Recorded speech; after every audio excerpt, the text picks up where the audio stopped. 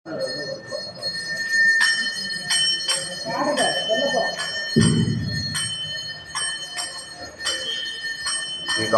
मातुलो यस्य जननी सर्वमङ्गला जनकः शङ्करो देवः वन्दे कुञ्जराननं यस्य शिरोदत्ताज्ञा परिषद्या परस्परं विघ्नं निन्दरितं शिक्षेणं तमाश्रयेत्।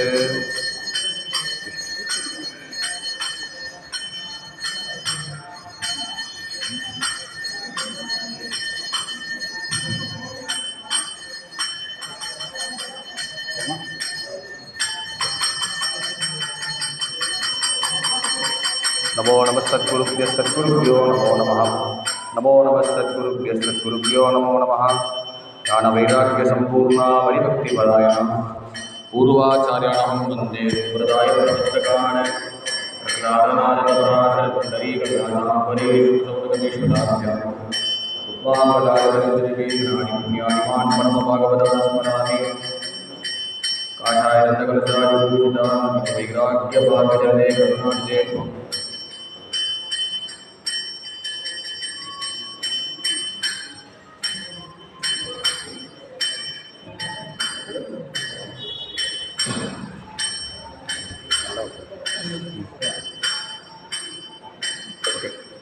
संसारोपसमाकुलस्य बोधेन्द्रदेवमवदेहावनमो हरे रामेति कृष्णेति नामसङ्कीर्तनं सदा लोकक्षेमाय कुर्वन्तं दैविकं सद्गुरुं भजे।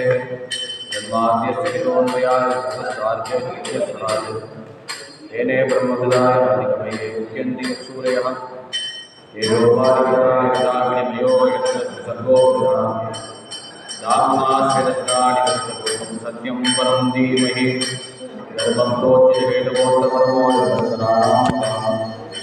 वेद्यं वासमत्रवच्युतं तावत्रयो श्रीमद्भागवते महामुनिरे सद्यो विद्यवृद्धजयस्तक्षणात् निगमकल्पतरोगं तुङ्गाधरधरधैर्यं श्रीमद्भागवतं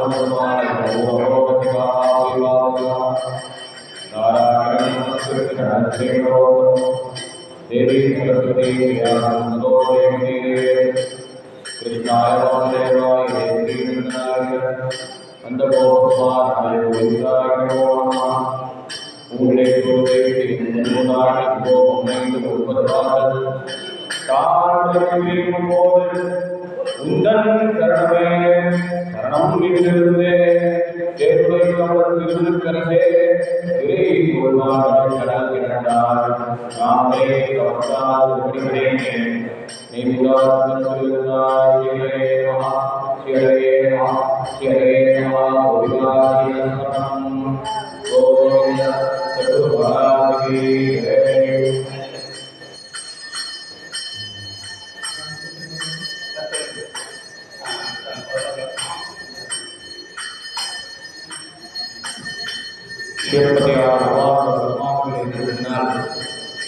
சத்குருநாதர் தர்மபிரதையா நமக்கு இனிலேருந்து ஒரு வாரம் ஸ்ரீமத் பாகவத சப்தாக யஜ்யம் அப்படின்னு சுவாமி கொடுத்துருக்காரு.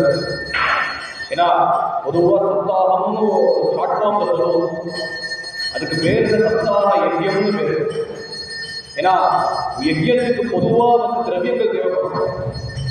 ஒன்று என்ன, ஒருத்தர் பண்ணுறதுக்கு ஒரு ரிஷி வேணும், அப்புறம் முக்கியமாக ஹோமகுண்டம் வேணும், அப்புறம் அதுக்கு சப்போர்ட் பண்ணுறதுக்கு ஒரு கரண்டி வேணும், அப்புறம் அந்த யஜ்யத்துக்குள்ள அக்னி உஜ்வலிக்கணும்னா அதுக்கு நெய் வேணும்.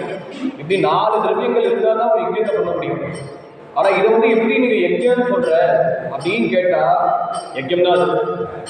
ஏன்னா இது என்ன ஞான யஜ்யம்னு பேர்.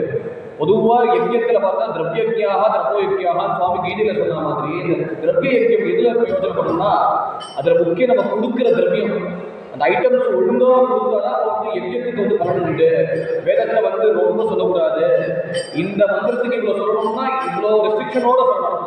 அப்புறம் அதிகபட்சமாக திரவியத்தை சமர்ப்பணம் பண்ணக்கூடாது, அதிகபட்சம் சமர்ப்பணம் பண்ணால் விபரீதமான பலன்கள் உண்டாகும் அப்படின்னு அதுக்குன்னு ஒரு ரெஸ்ட்ரிக்ஷன், ஒரு ரூல்ஸ் இருக்கு. ஆனால் ஞான யஜ்யத்துக்கு அப்படி ஒரு ரூல்ஸே கிடையாது.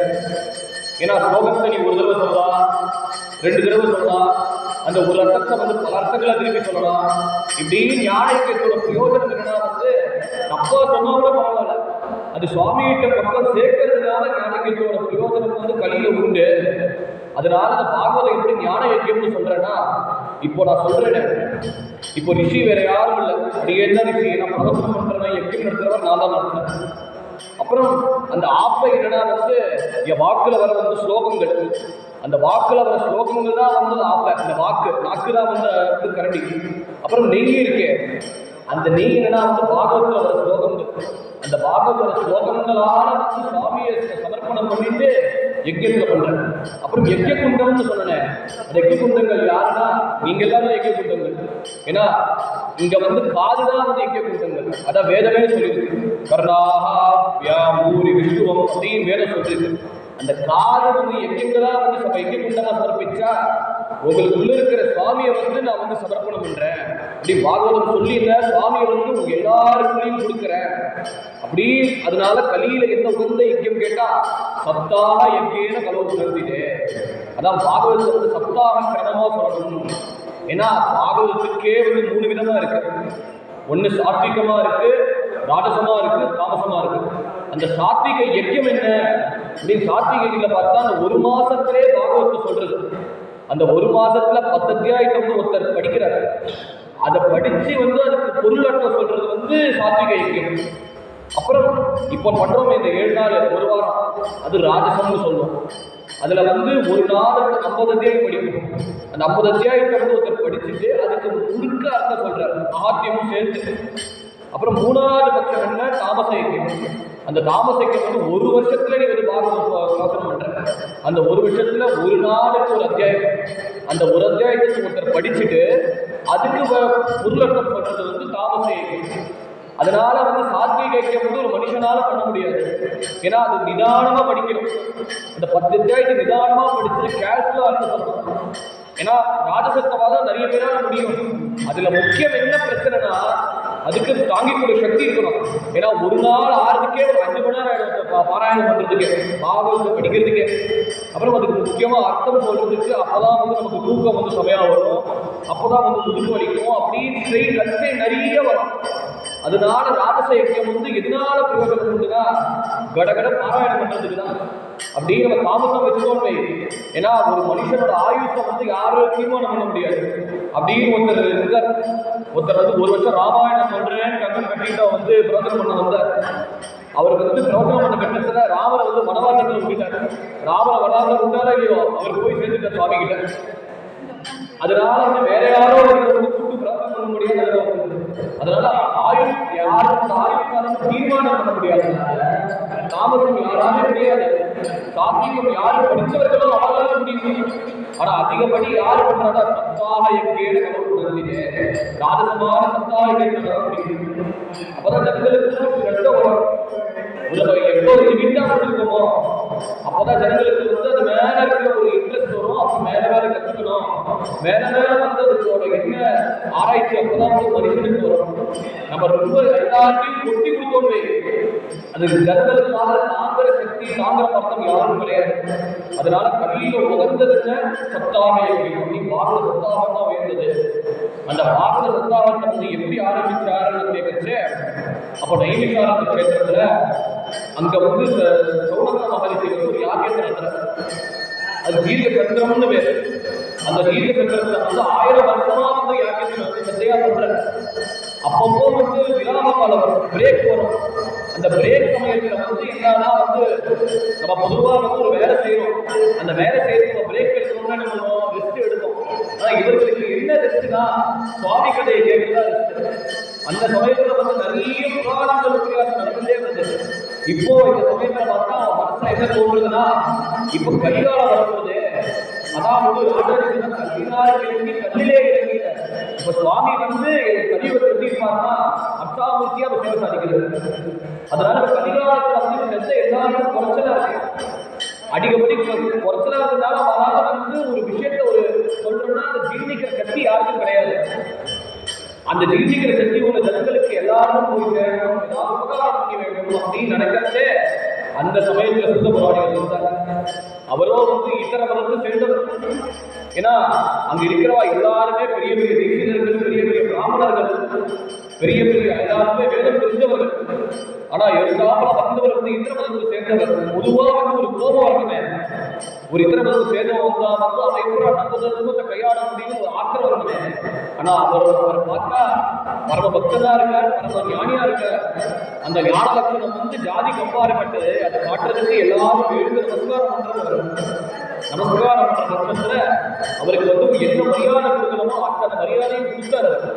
கொடுத்து ஆரம்பிக்கிறத யாரா பிரார்த்தனை பண்றாருன்னா, இந்த பாகவதற்கு யார் வந்து முதல் கடவுளோ யாரு தெய்வமோ அந்த கிருஷ்ணர் ஆராதனை பண்றார். சச்சிதானந்த ரூபாய விஸ்வோத்பத்தியாதிகேதவே தாபத்ரேயாய ஸ்ரீ கிருஷ்ணாய நமஹ அப்படின்னு மகாத்துக்கு முதல் ஸ்லோகத்தை ஆரம்பிக்கிறது. சச்சிதானந்த ரூபம் ஒரு அர்த்தத்தை எப்படி சொல்றோம்னா, அவர் வந்து சத்தாவும் இருக்கார், எல்லாருக்குள்ளேயும் வந்து ஜீவனா இருக்கார், இந்த உலகத்துக்கே சாரமானதா இருக்கார். அதான் வந்து இவர் திருவள்ளுவர் சொல்லியிருக்காங்க, கற்றால் ஆயமையின் போல் ஆள் அறிவு கற்றால். இத்தனை படிச்சிருக்கே, இத்தனை கத்துட்டியே, இத்தனை கத்துக்கிறது என்னமா பிரயோஜனம்? வாழறிவன் அந்த பகவானை தெரிஞ்சுக்கிறது, இந்த பகவானை அறியறதுதான் வந்து சாரம். அதான் சாரமா சச்சின் சத்து. இன்னொன்னு எல்லாருக்குள்ளேயும் அவர் தான் இருக்கார், அதான் சித்தா இருக்கார். அப்புறம் எல்லாருக்குள்ளேயும் ஆனந்தமா இருக்கார், ஆனந்த ஸ்வரூபமா சுவாமி இருக்கார். அவர் என்ன பண்றார்? விஸ்வோத்பத்தியாதிகேதவே, இந்த உலகத்துக்கு படைப்புக்குள்ள அவர் தான் காரணம். அப்புறம் உலகத்தை எல்லாரும் காப்பாற்றுறதுக்கு இருக்கார்.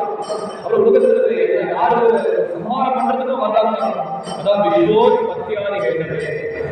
அவர் என்ன பண்றார்? ஆபத்திரை விநாசாய, அந்த 3 தாபத்தை நீங்க ஜீவனுக்கு பொதுவா வந்து அவன் வந்து சத்சங்கத்துல வரணும்.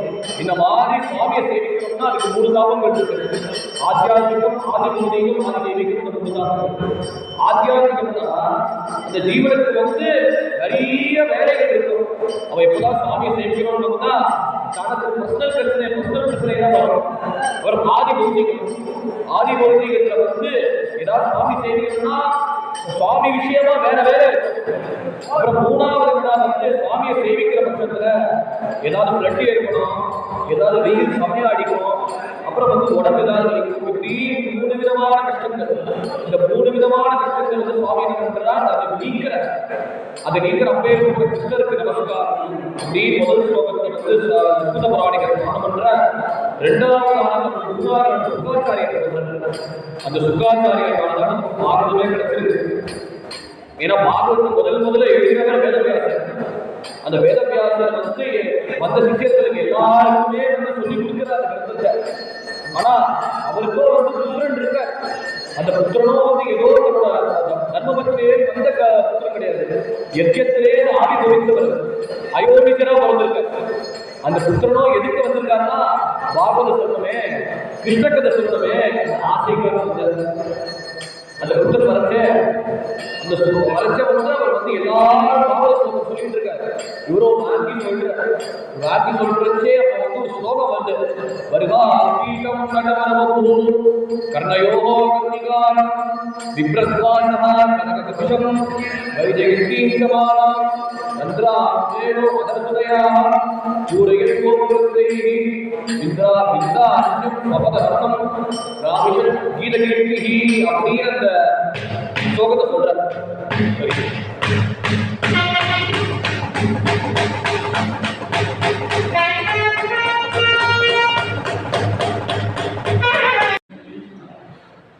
வருகா பீடம் நடவரவபுः கர்ணயோ கர்ணிகாரம் விப்ரத்வாசः கனககபிஷம் வைஜயந்தீம் சமாலாம் அத்ரா வேணோ ரதசுதயா பூரயம் கோபவృந்தைः பிருந்தாரண்யம் சுபதர்மணம் ராமிஷகீத கீர்த்தினி அப்படின்னு ஸ்லோகத்தை சொன்னார். அதை கேட்ட உடனே வந்த ஜனங்க எல்லாரும் சொல்றார். இவரும் இந்த சிஷ்யரும் எப்படி இருக்காருன்னா அப்படியே சமாதி பக்தரா போயிட்டார், தன்னை மறந்துட்டார். அதை பார்த்த உடனே வியாசருக்கு ஒரே சந்தோஷம். ஆஹா, அப்பேற்பட்ட யோக்கிய சிஷ்யன் நம்ம கண் முன்னாடி கிடைச்சாரு, இவர்கிட்ட தானே நம்ம பாகவதத்தை சொல்லியே தீரணுமே அப்படின்னு ஆசைப்பட்டு வாஞ்சையோட போற. இவரோ வந்து உலகத்தை மறந்தவரா இருக்காரு. தான் என்ன வஸ்திரம் போட்டிருக்கும் கூட அது கூட ஸ்மரணம் கிடையாது அவருக்கு. இவர் பாட்டு கிளம்புறச்சே வேதவியாசர் பார்க்கிற புத்ரா புத்ரான்னு கூப்பிடுறார். எம் பிரஜங்க மனுவேத கிருத்தியம் வைபாயனோ விரகாதர அஜுதாம புத்திரேதி தன்மயதயா தரவோ விதேது தம் சர்வபூத ஹிருதயம் நிமானமோஸ்மி அப்படின்னு அந்த யுவா மறந்துட்டு போற விஷயம் மறந்துவே போறச்சே புத்ரா கூப்பிடுச்சே.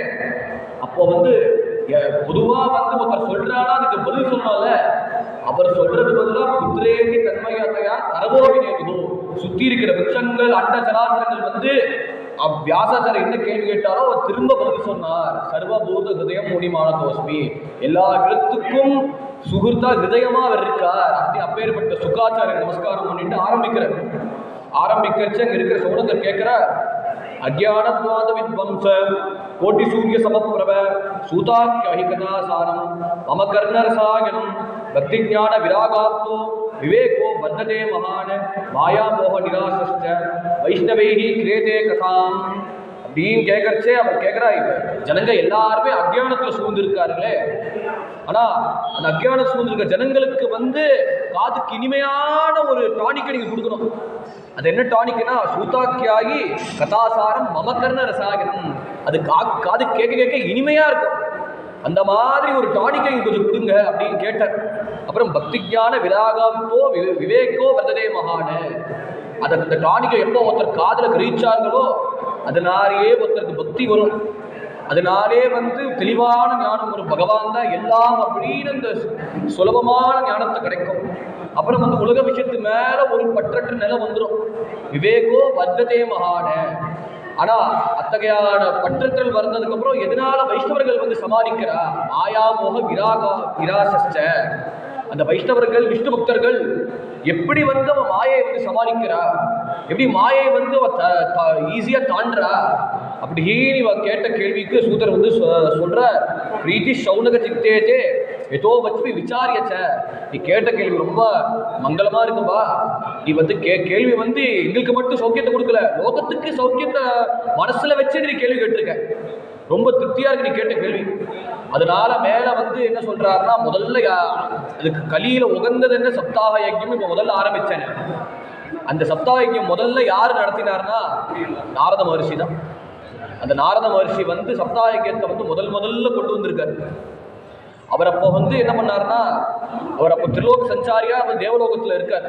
அவருக்கு மனசுல ஒரு ஆசை, எப்பயாவது பூலோகத்தை பார்த்தே தீரணுமே. ஏன்னா கிருதயுகத்துல எப்போதுமே தேவலோகத்துல இருந்து என் வேலை என்ன, தேவர்களை கவுன்சில் பண்றதே வேலை சரியா போச்சு. ஏன்னா இரண்யாக்ஷன் வரா, இரண்யகசிபு வரா, இந்த அரக்கன் எல்லாரும் கதறி அடரா. நான் சமாதானம் படுத்த பகவானை போய் வேண்டிக்கோன்னு அது பண்றதுக்கே சரியா போயிடுச்சு. அப்புறம் தேதாயுகத்துல பார்த்தா நான் ராவணன் கும்பகர்ணன் தொல்லை தாங்க முடியலன்னு அந்த சமாதானம் படுறதுக்கே சரியா போயிடுச்சு. ஆனா கிருஷ்ணாவதாரத்துல பூமிக்கு வர கொஞ்சம் பாக்கியம் கிடைச்சது. ஏன்னா தக்ஷன் சாபம் கொடுத்துருக்காரு, நீ வேற இடத்துல நீ இருக்கக்கூடாது, நீ எப்போதுமே சஞ்சாரம் பண்ணிட்டே இருக்கணும் அப்படின்னு தக்ஷன் சாபத்தை கொடுத்தார். ஆனா நான் எப்போ துவாரகையில வந்தேனோ 10 வருஷமா துவாரகத்துல இருந்தேன். ஏன்னா கோவிந்த புஜகுப்தாயாம் துவாரவத்தியாம் குருத்வக. ஏன்னா சுவாமியோட மாயை கட்டுப்படுத்துறதுனால அந்த சாபம் பலன் இல்லாம போயிடுது அப்படின்னு துவாபரயுகத்துல ஃபுல்லா கண்ணபிரானோடய இருந்தேன். ஆனா கலிகாலத்துல ஜனங்க எப்படி இருக்கான்னு தெரிஞ்சுக்கணுமே, அதனால நான் பூலோகத்துல வந்தே தீரணும் அப்படின்னு ஆசைப்பட்டு பூலோகத்துல வந்தார். அங்க வரச்சே என்னாச்சுன்னா எல்லாருமே பார்க்கிற முதல்ல எங்க வந்தாருன்னா ஜனங்களை பார்த்தா. அந்த ஜனங்களும் எப்படி இருக்காருன்னா, ஒரு பிரம்மச்சாரிய 4 வர்ணங்கள் இருக்கு. பிரம்மச்சரியம், கிரகஸ்தன், வானப்பிரஸ்தன், சன்னியாசம், 4 ஆசிரமங்கள் இருக்கு. ஒருத்தர் பிரம்மச்சாரியா இருக்கிறவன் அதன்படி இல்லை. அப்புறம் கிரஸ்தனா இருக்கிறவன் வீட்டில இருந்து வீட்டில் காவல் காத்தணும் போதா அவன் பாட்டு ஃபாரினுக்கு போயிட்டு இருக்காரு. அப்புறம் சன்னியாசி வீட்டு பத்தையே ஸ்மரணம் பண்ணக்கூடாது, கடைசியில் பார்த்தா அடுத்த வேலை ஆகாரம் எப்போன்னு ஆலோசனை பண்ணிட்டு இருக்காரு, தேடிட்டு இருக்காரு. அப்புறம் வானப்பிரஸ்தன் வீடை பற்றியே யோசிக்கக்கூடாதுன்னா கடைசியில் பார்த்தா எங்கேயோ ஒரு ஹோமில் போய் தங்கிட்டு அங்கே இருக்கிற ஏதோ நடத்துற.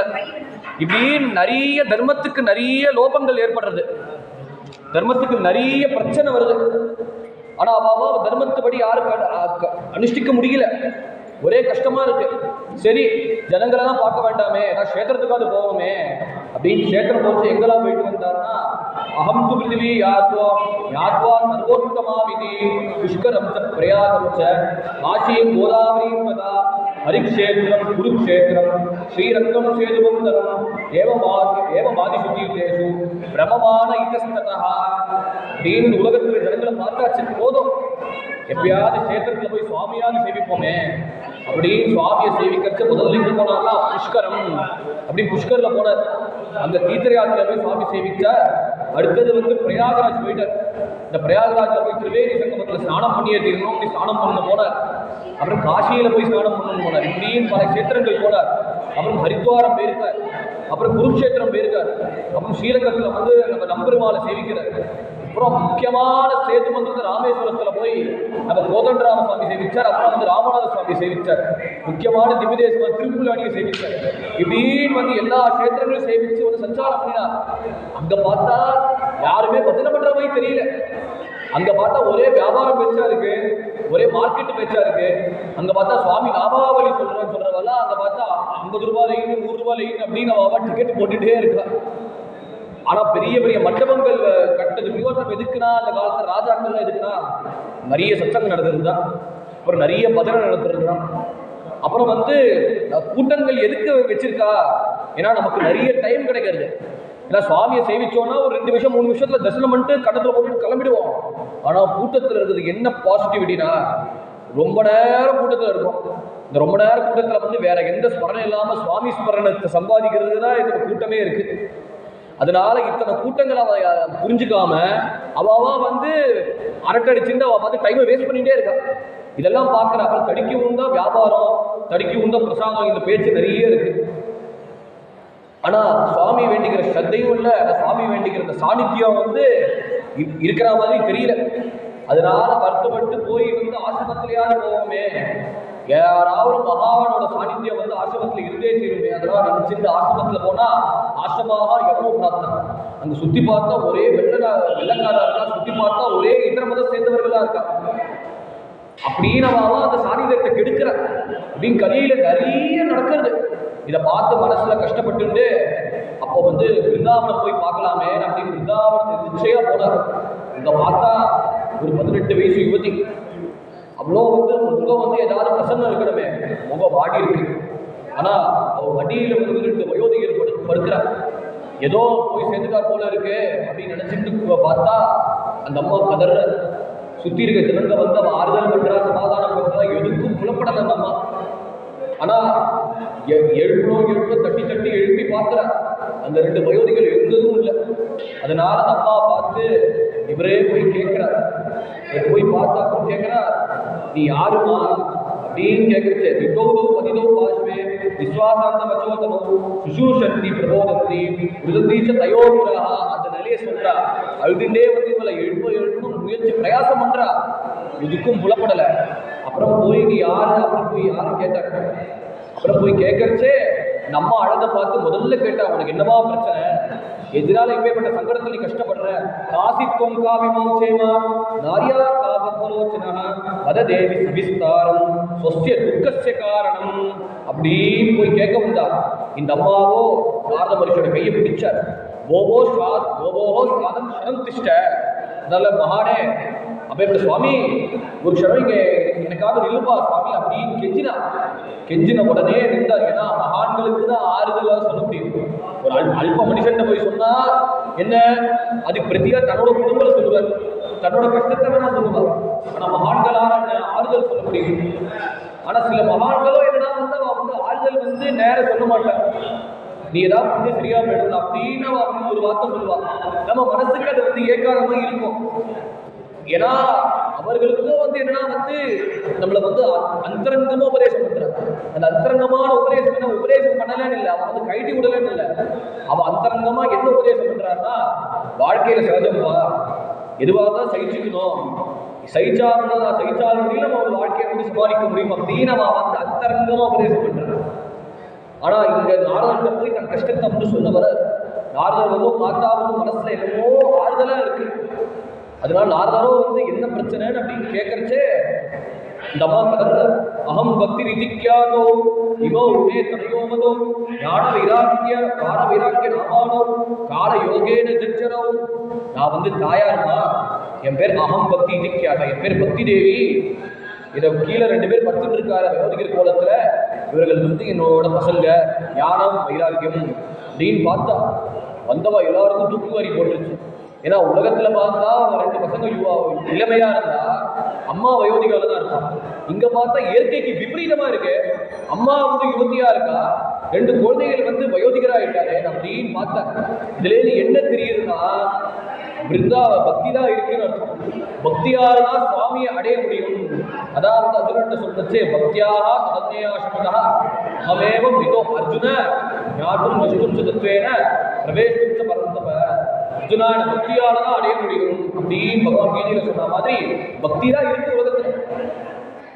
பக்தியால தான் சுவாமியை அறிந்து கொள்ள முடியும் அப்படின்னு பக்தி இருக்கிறதுனால ஜனங்க என்னமே பக்தி பண்றாருன்னா தனக்கு காரியானவே, தனக்கு காரியானவனால பெருமாளுக்கு கூட அபிஷேகத்தை கொடுக்குறார்.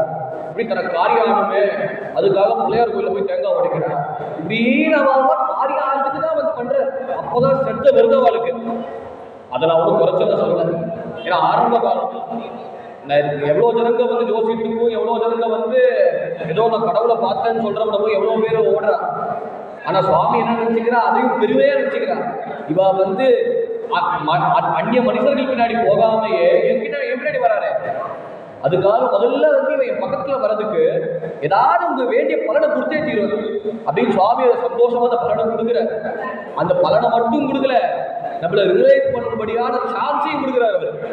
எப்படி வந்து நம்ம புரிஞ்சு கொள்ள முடியும், எப்படி வந்து இதனால அனுகிரகத்துல நல்லபடியா நீ வந்து இத்தனை சௌக்கியத்தை அடைஞ்சிருக்கியோ அந்த சௌக்கியத்துக்கு பகவான் தான் காரணம் அப்படின்னு நம்ம மனசு என்ன பொருளை விட சுவாமி பக்கத்துல திரும்பிடும். அதை காட்டுறதுக்கு தான் சுவாமி வந்து நமக்கு வந்து முதல்ல வந்து பக்தியை கொடுக்குற. அந்த பக்தி தான் உலகத்துல இருக்கு. ஞான வைராக்கியம் எப்படி இருக்குன்னா தற்காலிகமா இருக்கு. அதனாலதான் 2 வயோதிகரா காட்டினார். அந்த வயோதிகர்களுக்கு எதுக்காக காட்டினார்னா வந்து ரொம்ப ட்ரையா இருக்கு ஞானம். நம்ம வந்து நிமிஷம் மாறிட்டு இருக்கோம். அந்த சமயத்துல நம்ம என்னமோ ஞானத்தை சம்பாதிக்கிற மாதிரி தான் இருக்கும். உலகத்தை விட்டு போயிடுவோம். இப்படி உபன்யாசத்தை கேட்டு நமக்கு ஞானம் வரலாம், இன்ஸ்பிரேஷனா வரலாம் அப்படின்னு உலகத்தை விடுவோம்னு நினைச்சு பார்த்தா கடைசியில பார்த்தா நமக்கோ வந்து பஜ்ஜி சாப்பிட்ற வாசனை இருக்கு, டீ குடிக்கிற வாசனை இருக்கு. அதனால மறுநாள் வந்து நம்ம ரொட்டீன் என்ன ஞாபகப்படுத்தும், 5 மணி ஆயிடுச்சு, நம்ம காலை வேளையில வந்து டீ யாரா சர்வ் பண்ணுவாளா, பஜ்ஜி யாரா கொடுப்பாளா அப்படின்னு நம்ம மனசு அதுல போறது. அதனால அந்த ஞானம் வந்து தற்காலிகம். அப்புறம் வைராக்கியம், உலகத்தை விட்டு போறேன், வீட்டை விட்டு போறேன் அப்படின்னு நினைச்சா வந்து போறோம்னு நினைச்சோம். அப்புறம் நமக்கு ஏதாவது விஷயம் தெரிஞ்சுக்கணும்னா அடுத்த வேலை நியூஸ் பேப்பர் எங்கன்னு பக்கத்து கடையில் போய் நியூஸ் பேப்பரை பார்ப்போம். அதனால இன்னைக்கு பகவத்கீதை வேணா பேசுவோம், நாளைக்கு மனுஷன் வந்து ஹிந்து படிக்க ஆரம்பிச்சிடும். அதனால ஞான வைராக்கியமும் வந்து நிமிஷம் மாறிட்டு இருக்கு. அதனால இந்த வயோதிகர்கள்லாம் காட்டின இந்த 2 பேரும் படுக்கிற இவர் எப்படியாவது உஜ்ஜீவனம் பண்ணியே தீரணுமே, இவர் எப்படியாவது எழுப்பியே தீரணுமே அப்படின்னு நாரதத்தை வந்து கதறினான். அதனால தன் கதையை வந்து பக்தி மாதாவே சொல்ற.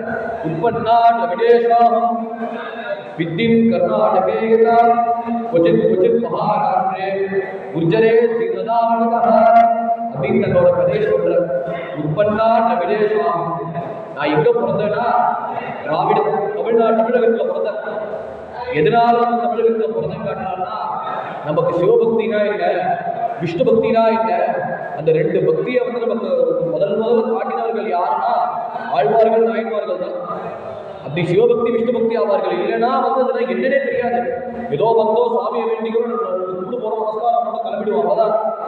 ஆனா அந்த சுவாமியோட சாநித்தியம் எதனால இருக்கு, அந்த சுவாமி யாருனால அனுபவிச்சார், அந்த கஷேத்திரத்துல வந்து எந்த சுவாமி மங்களாசாசனம் பண்ணினார் அப்படின்னு இத்தனை மகிமை காரணம் என்ன, ஆழ்வார்கள் காரணம். அந்த ஆழ்வார்கள் எல்லாருமே நமக்கு இந்த சுவாமியை கிடைச்சிருக்க. அதாவது முதல்ல உற்பன்னா ரவிடேசம், இந்த பக்தியை முதல்ல வளர்த்தது என்னன்னா தமிழகம் தான். அப்புறம் மேல எங்க வளர்த்தனா விருத்தின் கர்நாடகேகதா அப்படின்னு தாசர்வார்கால புரந்தரதாசர், கனகதாசர், அப்புறம் வந்து கனகதாசர், விஜயதாசர், அப்புறம் பிரசன்ன வெங்கடேசதாசர், இப்படி நிறைய தாசர்வார்கள் இருக்கு. அப்புறம் ராயர்வார்கள் இருக்கார்.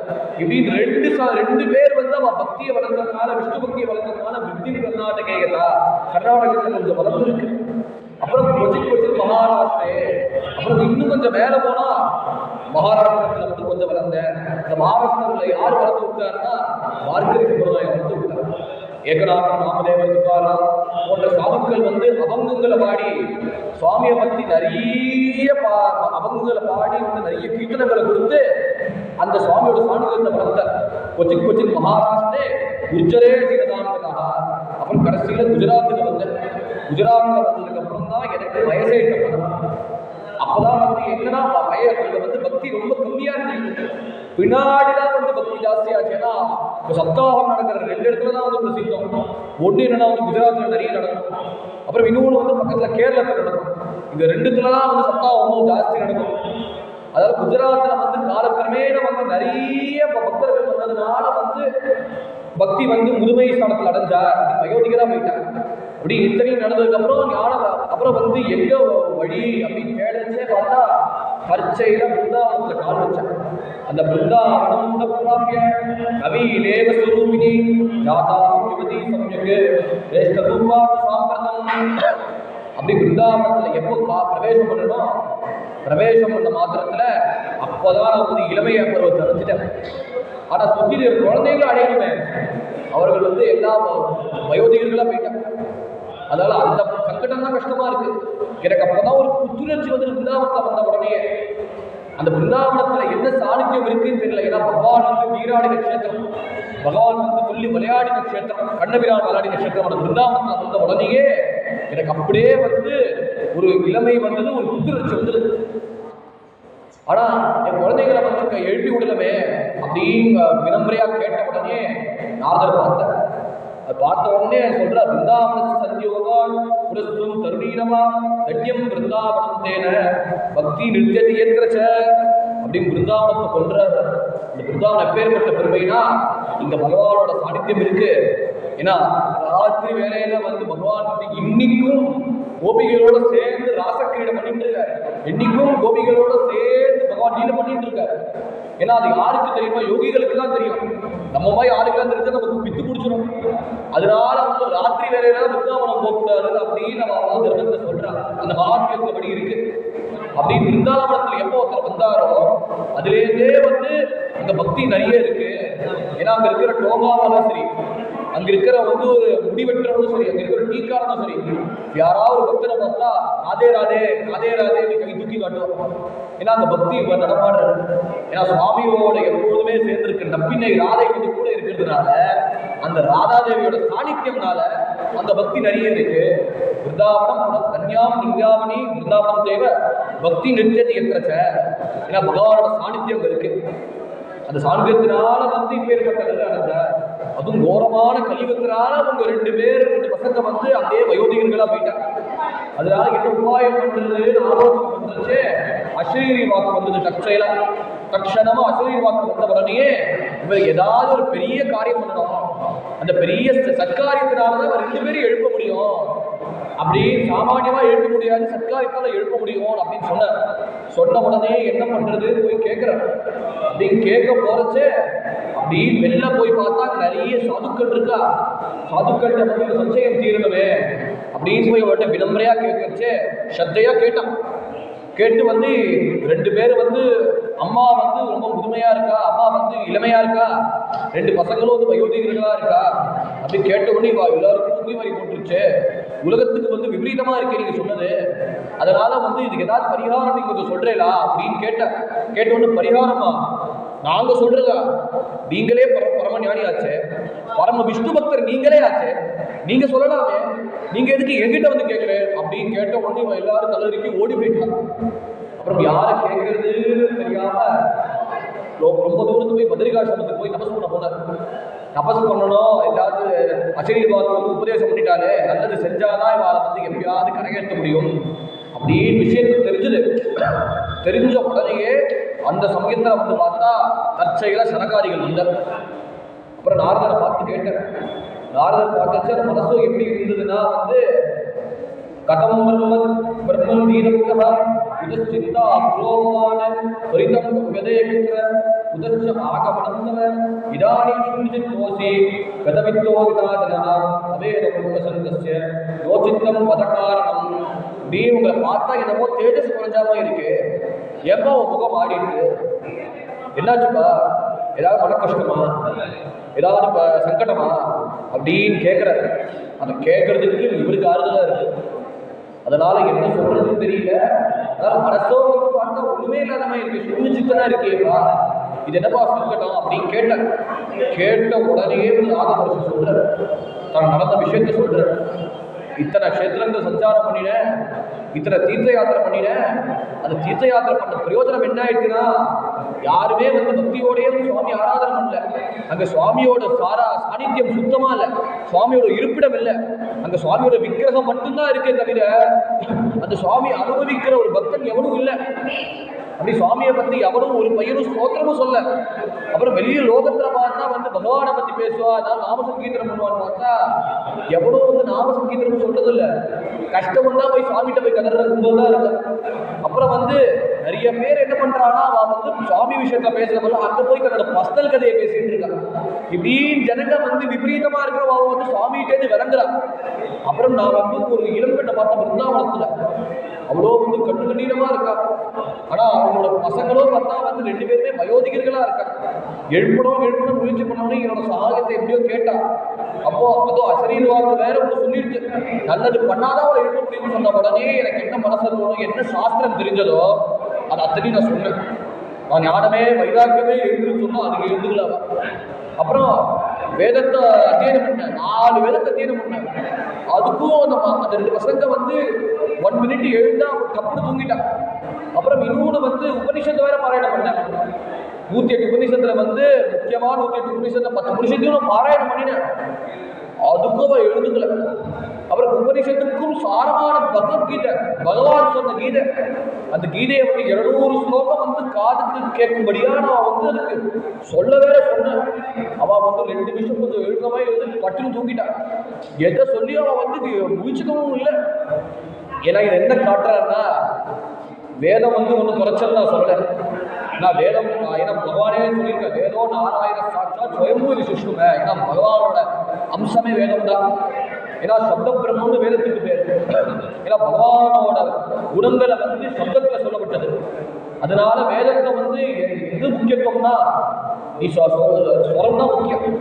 அந்த ஸ்வரம் யாருக்கு முக்கியம்னா, யாருக்கு கையாடுற பக்குவம் இருக்கோ, யாருக்கு வாக்சுத்தி இருக்கோ, அவர்களால வேதம் சொன்னாதான் வேதம் லபிக்கும். அந்த வேதோட பூர்ண பலன் லபிக்கும்.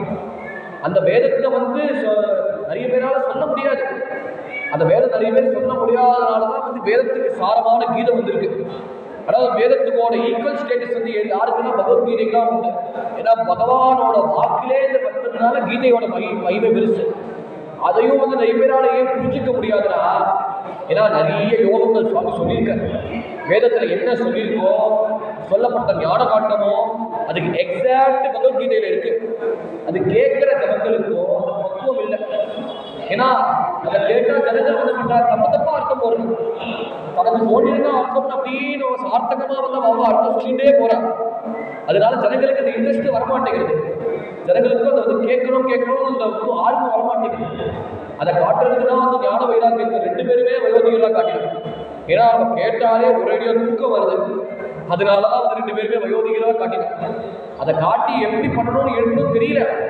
ஆனா சனகாதிகளுக்கு சொன்னா, பெரிய மலையத்திரமா பிரயத்தனம் பண்ண சுவாமி, இவளை எழுப்ப முடியலையே சுவாமி, ஏதாவது உபாயம் இருக்கா அப்படின்னு கேட்கறது அவர் சொல்ற, வேதாந்த கோசைக்கு கீதா மாத்தே முகுர்முது அப்படின்னு பாராயணம் பண்ணின வேதத்தை. அந்த வேதத்தை பாராயணம் பண்ணது பிரயோஜனம்னா, வேதத்துக்கு சாரமான பாகவத்தை சொல்லுவா. அந்த பாகவதமும் என்ன பெருமை கேட்டா, கிருஷ்ணரோட சாநித்தியம் இருக்கு. ஸ்திரோதாய் பிரவிஷ்டோகம் ஸ்ரீமத் பாகவதார்த்தம் அப்படின்னு உத்தவ கீதையில பகவான் வைகுண்டத்துல கிளம்புற முன்னாடி எங்க கிளம்பினார்னா, பரமபதத்துல போலவர் பாகவத்துல தான் இருக்காரு அப்படின்னு உத்தவர்கிட்ட ஆறுதலா சொன்னார். உத்தவரும் மனசுல கஷ்டப்பட்டார். சுவாமி உபதேசம் பண்ணினார் அவருக்கு. கடைசியில உபதேசம் பண்ணிதான் சுவாமி யாரோ ஒரு வேடுவனோட அம்புனால கால அடிபட்டு வைகுண்ட அடைஞ்சுட்டாரு பின்னாடி. அப்போ அந்த கேப்ல உபதேசம் பண்ணினாரு. அப்ப உபதேசம் பண்றச்சு பகவான் கிளம்ப போறான்னு தெரிஞ்ச உடனே உத்தவருக்கு மனசுல ஒரே சங்கடம். பகவான் பார்த்த, ஏதாவது நான் சொன்னதுக்கு ஏதாவது சந்தேகம் இருக்குதான்னு கேட்டார். அதெல்லாம் இல்லை சுவாமி, நீ சொன்னது வந்து தெளிவா இருந்தது, எனக்கு கிறிஸ்டல் கிளியரா இருந்தது. ஆனா என்ன கஷ்டம்னா என்னோட நீங்க பிரிஞ்சு போறல, நான் எவ்வளவு நாள் உங்க முகத்துல ஜீர்ணிச்சு இருக்க போறேன். அப்புறம் நீ இல்லைன்னா வந்து உலகம் சூன்யமா போயிடுவேன். யாருக்கிட்டனா வந்து என் மனசு மட்டும் நான் எப்படி பேச முடியும்? எந்த பக்தன் நான் வந்து எடுத்து சொல்ல முடியும் உங்க பெருமையை? அப்புறம் உங்களை பெருமை பாடுறதுக்கே உங்களோட பக்கத்துல இருக்கிறதே ஒரு பெரிய பாக்கியமாச்சே சுவாமி. நீங்க பிரிஞ்சு போனா இதுக்கு மேல உலகத்துல இருந்து என்னமா பிரயோஜனம் அப்படின்னு கேட்கறச்சே அவர் சொன்ன, கவலைப்படாதா, நான் வேற எங்கேயும் போல, திரோதாயி பிரவிஷ்டோகம் ஸ்ரீமத் பாகவதம். நான் இந்த கிரந்தத்துல போறேன், இந்த கிரந்தத்துல முழுக்க சாணித்தியத்தை நான் ரொம்பறேன். நீ என்ன காரியம் பண்ணணும்னா, நீ வந்து பத்ரிகாசிரமத்துல போறல, போற போக்குல அங்க விதுரர் வருவார். அந்த விதுரத்தை போய் நீ என்ன பண்ணணும்னா, நீ உபதேசம் பண்ணணும். நீ விதுரத்தை போய் என்னோட கதையை சொல்ல, என்னோட கதாமிரதத்தை சொல்லணும் அப்படின்னு சொல்லி அப்படியே பத்ரிகாசிரமத்துல போய் அங்க போய் என்னோட கதைகளை சொல்லணும் அப்படின்னு சுவாமியோட ஆக்கியப்படி கேட்டு நான் சன்னியாசத்தை வாங்கினார் அப்படின்னு பகவானோட அனுகிரகம். பாகவத்துலதான் சுவாமியோட சாநித்தியம் இருக்கு. அந்த பாகவத்தை போய் நீ என்ன சொல்லுவா, ஸ்ரீமத் பாகவதாரா சதுகீத சுகாதிமிகி, அந்த பாகவத்தை போய் நீ பிரவச்சனம் பண்ணு, அந்த பாகவத்தை போய் நீ பிரச்சாரம் பண்ணு அப்படின்னு சொன்ன உடனே பாகவத்தை சொன்னாதான் அவளால் எழுப்ப முடியும் அப்படின்னு கேட்ட உடனே இவருக்கு தூக்கி வாரி போகும். அதனால பக்தி ஞான விராகாரம் கோஷேன பிரம்மது. அதனால பக்தி ஞான விராகத்தை வந்து எல்லாத்தையும் நம்பிக்கிறான கிரந்தமான ஸ்ரீமத் பாகவதம். அந்த பாகவத்தை சொன்னாதான் வந்து இவர்கள் எல்லாம் நிவாரணம் ஆயிடும் அப்படின்னு சொன்ன உடனே வந்து எங்க வந்து கதையை தீர்மானம் பண்ணலாம், எங்க கதையை நியமிக்கலாம்னு கேட்கறச்சே, எங்கடா வந்து கங்கா தீரத்து பக்கத்துல ஆனந்தவனம் கஷேத்திரம். அந்த ஆனந்தவனத்துல வந்து கஷேத்திரம் வச்சா அந்த கங்கா தீரத்துக்கு அக்கறையில வந்து ஆனந்தவனம் ஹரித்வார பக்கத்துல இருக்கு, அங்க வந்து சப்தாவத்தை நடத்தலாம் அப்படின்னு கேட்ட உடனே பக்தி தேவிக்கு வந்ததே சந்தோஷம், அந்த நாரதருக்கு வந்ததே சந்தோஷம்.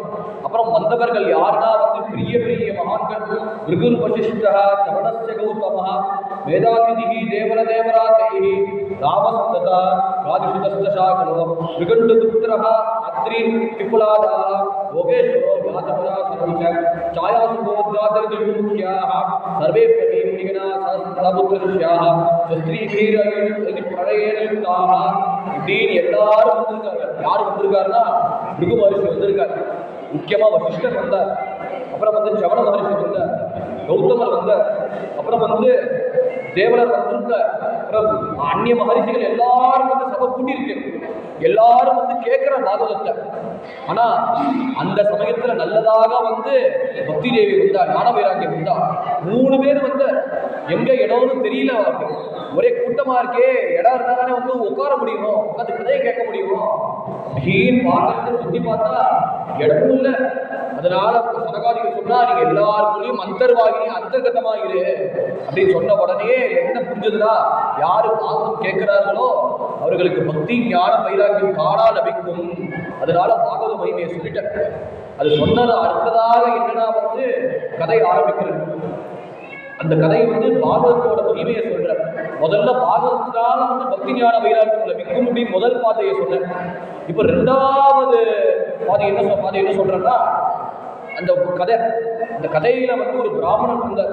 அந்த பிராமணன் எங்க இருந்தாருன்னா, துர்கபத்ராதே பூர்வம் அபபூத் பத்தனோத்தமம் எத்திர வர்ணா ஸ்வதர்மேன சத்யசக்கர்மதத்பரः ஆத்மதேவம் புரே தஸ்மின் சர்வவேத விசாரதः சௌதஸ்மாஸ்தே விஷ்ணாதோ த்விதீய யோபாஸ்கரः அப்படின்னு துங்கபத்ரா நதி தீரம் கர்நாடகத்தில் இருக்க.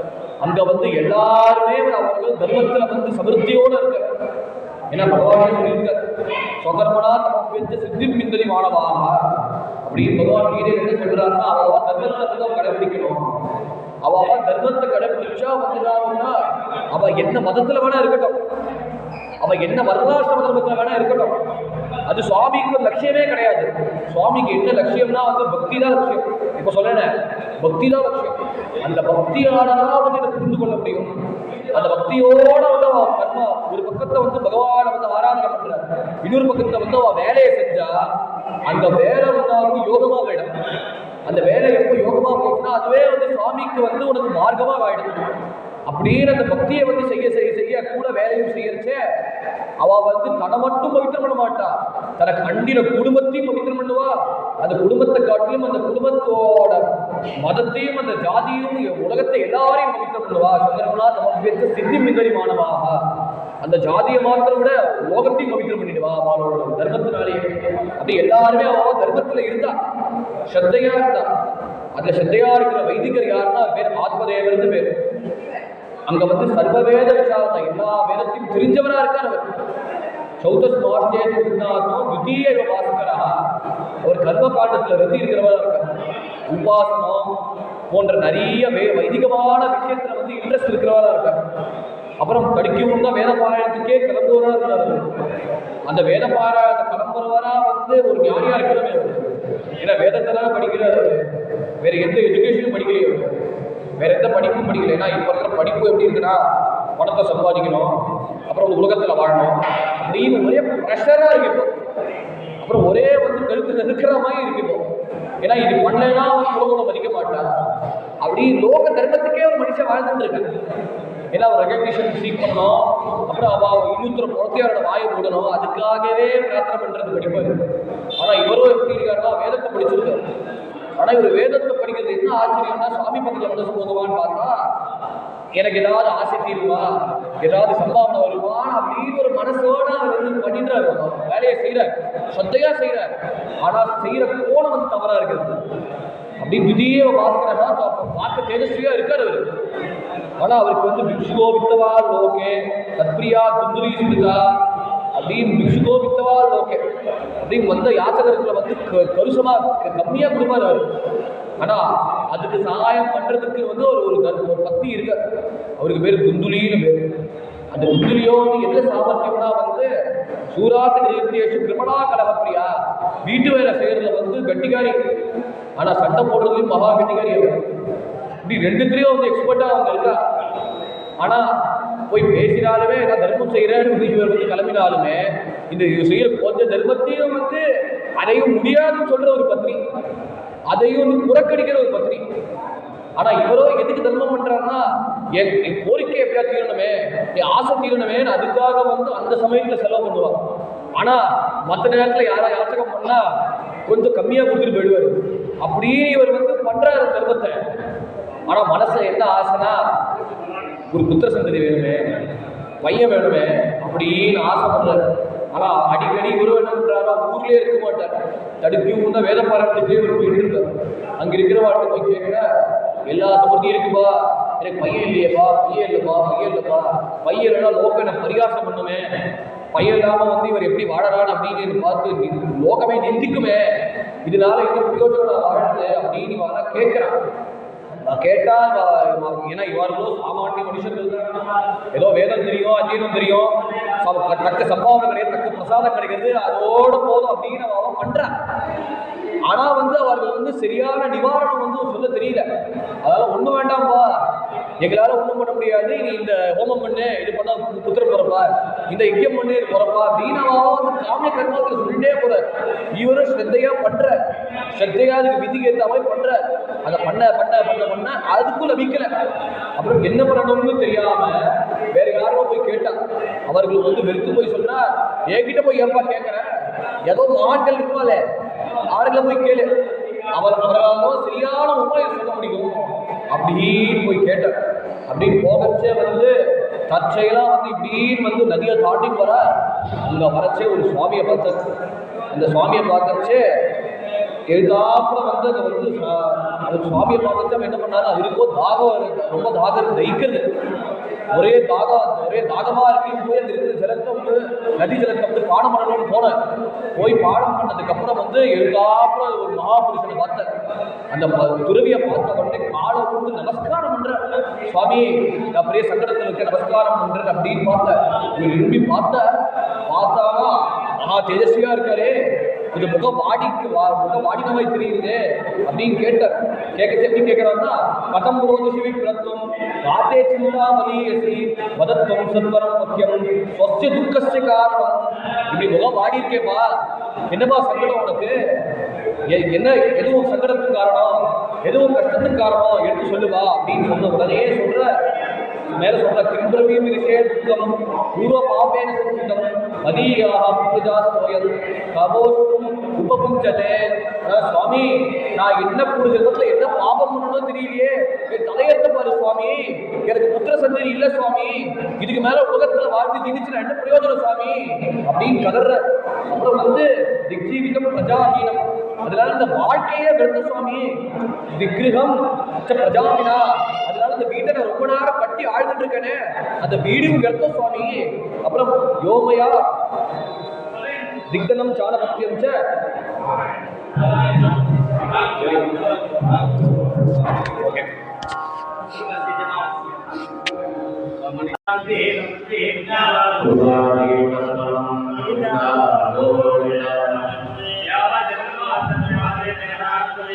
ஆத்மதேவர் தன்னோட கஷ்டத்தை வந்து அவருக்கு சொன்னா, ஒரு துறவிகிட்ட சொல்றச்சு அவர் சொல்ற திக்ஜீவிதம் பிரஜாகீனம் திக்ரம் ச பிரஜாமினா யோமயம் திக்தனம் சாணபத்தியஸ்ய திக்குலம் சந்தஜன்மினா. அதனால திக்ஜீவிதம் பிரஜாகீனம், அதனால இந்த வாழ்க்கையே வியர்த்தம், பிள்ளை இல்லாத வாழ்க்கை வேஸ்ட். அப்புறம் திக்ருகம் ச பிரஜாமினா, இந்த வீடு எதுக்காக நான் வந்து ரொம்ப நேரம் கட்டி வாழ்ந்துருக்கு பிரயோஜனம் வேணும்னா ஒரு சத்புத்திரன் வேணும். ஒரு சத்புத்திரன் இருந்தாதான் வந்து நான் என்ன தர்மத்தை கடைபிடிக்கிறேனோ அதுக்கு வாரிசா வந்து அவன் வந்து இன்னும் ஒரு பத்து வேலையே பண்ணுவான், என்னை விட நல்லாவே பண்றான். அதுக்கு ஒரு நல்ல பையன் வேணும் எனக்கு. விக்கிரகம் ச பிரஜாமினா திக்தனம் சாணபத்தியஸ்ய, இவ்வளோ பணத்தை நான் சேர்த்து வச்சிருக்கேன், இவ்வளோ பணத்தை சம்பாதிச்சிருந்த பிரயோஜனம் என்ன, வரவாக்கு வாரி கொடுக்கறதுக்கு தான் இந்த பணம் வேணும், நானே வச்சுட்டு இதுக்கு மேலே என்ன பிரயோஜனம், வியாதி தான் எனக்கு வரும். அதாவது திக்தனம் சாணபத்தியஸ்ய. அப்புறம் என்னோட மனைவி இருக்காளே, தர்மபத்தி இருக்காளே, அவங்க இருந்து என்ன பிரயோஜனம், என்னோட சகச்சரியா கூட இருந்துட்டு இந்த தர்மத்தை பண்ணணும்ல, அவ இருந்தாலும் வாழ்க்கை வேஸ்ட் அப்படி இவ்வாறு கதறினார். இதை கேட்டு வந்து சொல்றார், சரிப்பா உன் கஷ்டம் புரியுதுப்பா, நான் வந்து யோக சக்தியால வந்து உனக்கு என்ன விதி நான் பார்த்து சொல்றேன் அப்படின்னு ஒரு க்ஷணம் கண்ணை மூடினாரு இந்த சுவாமி பிறவி. மூடி பார்த்தா சிலுவிப்ர மயா தேத்திய ராரப்யம் துர்லோகிதம் சப்த ஜன்மாவதித்தவ புத்திரோ நெய்வச்ச. அதனால சுவாமி, இப்போ நான் வந்து கண்ணை மூடி பிராரம்பத்தை பார்த்தேன், அந்த பிராரம்பத்தை பார்க்கறது என்னாச்சுன்னா சப்த ஜன்மாவதித்தவ கிளியர் பிராரம்பம். சப்த ஜன்மாவதித்தவ புத்திரோ நெய்வச்ச 7 ஜென்மத்துல வந்து உனக்கு புத்திர சந்ததியே கிடையாது அப்படின்னு கேட்டது உடனே இவர் வந்து இதுக்கு மேலே வாழ்ந்தா பிரயோஜனம் இல்லை, நான் இப்போவே நான் ஆத்மஹத்தியா பண்ணிடுறேன், இப்போவே நான் நதியில் வந்து நான் வந்து பிராணத்தை தியாகம் பண்ணிடுறேன் அப்படின்னு கிளம்பினார். இவரோட வேகத்தை எப்படி அடக்கணும்னு பார்த்தா இந்த சுவாமிக்கும் பயம் வந்துருச்சு. ஏன்னா சன்னியாசம் வாங்கின பிரயோஜனம்னா புறத்துக்கே எனக்கு இம்சை கொடுக்கூடாதுன்னு. அதனால நான் வந்து என் பிராரப்தத்தை சொல்லி வந்து எதுக்கும் புலப்படலையே, அதனால நான் சன்னியாசத்தை பற்றி சொன்னேன். இந்த சன்னியாசம் தான் வந்து சிறந்ததுப்பா, சன்னியாசி சர்வதா சுகம், உட சன்னியாசம் தான்ப்பா விதிச்சது அப்படின்னு சொன்ன உடனே இவர் வேறு எழுத்து பேசுறாரு.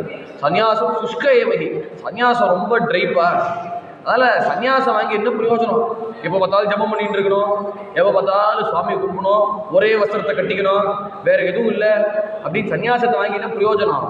என்ன வந்து வாழ்க்கையில வந்து என்ன அனுபவிக்கணும்னா கிரஸ்தா சரசோலோகே புத்திர பௌத்திர சமன்விதா, கிரஸ்தன் தான் சிரேஷ்டம். ஏன்னா எல்லா 3 ஆசிரமத்துக்கும் வந்து அதுதான் வந்து பேக் போனே. ஏன்னா பிரம்மச்சரியாக்கு அவன் தான் ஒரு பிரம்மச்சாரிக்கு வந்து ஒரு பிரம்மச்சாரிக்கு வந்து அவன் தான் வந்து பிக்ஷையே போடுறார், அவர் தான் வந்து ஆகாரமே கொடுக்குறார். சன்னியாசிக்கு அவர் தான் பிக்ஷையே போடுறார். அப்படின்னு 2 பேருமே தாங்கி பிடிக்கிற ஆசிரமம் கிரகஸ்தாசிரமம். அந்த கிரகஸ்தாசிரமம் தரிச்சா எந்த வஸ்திரம் வேணால் போட்டுக்கலாம், அப்புறம் வந்து அதை காட்டிலும் எந்த தர்மத்தை வேணால் கடைபிடிக்கலாம். அத்தகைய சிரேஷ்டமான கிரகஸ்தாசிரமம் தர்மம். அதாவது கிரகஸ்தாசிரம தர்மத்தில் என்ன பிரயோஜனம்னா புத்திரன் மட்டும் எந்த பிரயோஜனம் இல்லை, பௌத்திரன்னு வேணும். அப்படின்னு இத்தனையும் வேணும்னு ஆசை. இதுக்கு மேலே நான் வந்து சன்னியாசம் வாங்கி என்ன பிரயோஜனம் இவர் விவாதம் பண்ணுறச்சே ஆத்மஹத்தியை பண்ண வந்தார். இப்போ தடுத்துட்டார். அப்போ தடுத்து வந்து இவருக்கு வந்து பழத்தை கொடுத்தார். இந்த பழத்தை வந்து உங்கள் மனைவிகிட்ட கொடுப்பா, இந்த மனைவி வந்து சாப்பிட்டா அவர் சத்புத்திரம் உண்டாகட்டும் அப்படின்னு சொல்லி வந்து இவரோ சந்தோஷமாக வந்து கிளம்பினார் வீட்டுக்கு. ஆனால் நமக்கு என்ன தோணும், இவர் விதியை சொல்லிட்டாரு, விதியை சொன்னவர் வந்து எதுக்கு வந்து பழத்தை கொடுக்குறார், ஏன்னா மகான்கள் அருகிறம் பெருசா இல்லை விதி பெருசா அப்படின்னு நமக்கு ஒரு கேள்வி வரும். ஆனால் வாஸ்தவமாக 2 பேருமே பெருசு தான்.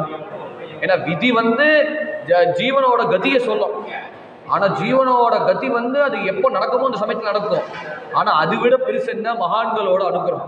அந்த மகான்களோட வந்து ஜீவனுக்கு ஏதாவது பிராப்தம் இருந்தா, ஏதாவது சபலமா இருந்தா, ஏதாவது அவனுக்கு ஏதாவது நல்லதா இருக்கிற பட்சத்துல அப்போ மகான்கள் அனுகிரகம் வந்து வேலை செய்யும். அதனால வந்து எப்படி மகான்கள் அனுகிரகம் வேலை செய்யும் நம்ம சொல்ற, எப்படி வந்து விதி வந்து அதோட வேலை செய்யும் அப்படின்னு வந்து அழகா வந்து பாகவதம் நம்ம கொடுக்குறது. எப்படின்னா அவர் வீட்டுக்கு கிளம்பி அந்த பழத்தை வந்து அந்த மனைவியோ வந்து அவ்வளோ வெறுத்துட்டு இருக்க, இவரோ ஆசைப்பட்டுன்னு வந்து புத்திர வேணும் ஆசைப்படுறா. இதனால புத்திர சந்ததி எனக்கு ஒரு வேளை கிடைச்சதுன்னா, நான் கர்ப்பவதியா போயிட்டானா வந்து நான் கஷ்டங்கள் ஏற்படுமே. அப்புறம் ஒரு சில நிறைய மிஸ்கேரேஜ் நிறைய இந்த கேசஸ்லாம் நடக்குது. அது வேணும் நடந்தா என்ன பிரச்சனை ஆகுமோ, ஒருவேளை கர்ப்பவதியா போயிட்டாலும் அந்த குழந்தைய சமாளிக்கணுமே. இப்போ வந்து ஒரே ஒரு அடுக்கு இருந்தது, 2 அடுக்கு வாங்குற மாதிரி ஆயிடுமே, நிலைமை வந்துடுமே. பையனுக்கு வேற புத்திரனு வேற தனியா சமைக்கணுமே, அப்புறம் உபவீத்த பூனலுக்கு வேற அதுக்கு வேற செலவு பண்ணணுமே. போராட்டத்துக்கு வந்து கல்யாணம் ஆகலையான்னு சொந்தக்காரா வேற வந்து வலியுறுத்துவானே, அந்த சொந்தக்கார திருப்திப்படுறதுக்கு கல்யாணம் பண்ணணுமே. அப்புறம் படிப்பு வேற என்ன டிகிரி வாங்கியிருக்கா, என்ன படிச்சிருக்கா, அவ வேற அதுக்கு முன்னாடி விசாரிப்பார்களே, அதை வேற வாயை மூடுறதுக்காக வந்து நல்ல ஸ்கூலை கொடுக்கணும். அப்புறம் காலேஜ் வேற நல்ல காலேஜ் இல்லையா அப்படின்னு சொல்லி அதுக்கு வேற ஒரு நல்ல காலேஜ் கொடுக்கும். இப்படி ஜனங்களும் வாயை அடக்கிறதுக்கு வந்து இத்தனையும் பண்ணணுமே. அப்புறம் அதை காட்டிலும் இத்தனை பணத்து ஜோபி இருக்கிற அத்தனை பணமும் நஷ்டமா போயிடுமே அப்படின்னு அந்த அம்மாவுக்கு ஒரு மனசுல ஒரு தாப்பம். அந்த அம்மாவுக்கு வந்து பிடிக்கிற இவரோட குணத்தை, ஆனால் இவரோ என்ன தர்மத்தை பண்ணணும், அதுக்காக ஒரு புத்திரன் வேணும் அப்படின்னு ஒரு அந்த விதத்தில் பிடிவாதமா இருக்கு. அதனால அவருக்கும் டைம் ஆயிடுச்சு. எங்கேயோ வந்து வேத பாராயணம் வந்து ஒரு இடத்துல வந்தது. அதனால வந்து என்ன பண்ணாருன்னா அந்த பழத்தை வந்து கொடுத்தார். அந்த பழத்தை வந்து அம்மாட்ட மனைவிட்ட சொல்லிச்சே, அம்மா இந்த பழத்தை வந்து பத்திரமா சாப்பிடுமா, அவர் திதி சொல்லியிருக்கார், அந்த திதிக்கு ஏற்ற மாதிரி நீ சாப்பிடுமா, அதுக்கு ஏற்ற விரதம் அவர் விரதம் சொல்லியிருக்கார், அந்த விரதத்துக்கு அனுஷ்டிச்சு அதை சாப்பிடுமா, சாப்பிட்டா வந்து நல்ல புத்திரன் நமக்கு வரும் அப்படின்னு சொன்ன உடனே இவர்கிட்ட எப்படி முடியாதுன்னு மூஞ்சிக்கு ஏற்ற மாதிரி சொல்ல முடியும். நல்லா சரின்னு கேட்குற மாதிரி கேட்டு பின்னாடி வந்து கதறி எழுதா. என்ன பண்ணணும்னு தெரியாம அங்க வந்து அவரோட தங்கை இருந்தா, துந்துலிக்கான தங்கைக்கு பேரு. அது தங்கை வந்து சமாதானப்படுத்திட்டு, கவலைப்படாதமா, நான் வந்து ஒரு பெரிய திட்டம் வச்சிருக்கேன். என்னன்னா இப்போ எனக்கு கர்ப்பம் தரிக்க போறேன். அந்த கர்ப்பம் தரிக்கச்சே என்ன பண்ணுனா, நீ வந்து வீட்டில் வந்து கர்ப்பம் தரிக்கிற மாதிரி நீ வந்து வேஷம் போடு. நான் என்ன பண்றேன், என்னோட புத்திரனை உன்கிட்ட கொடுத்துடுறேன்.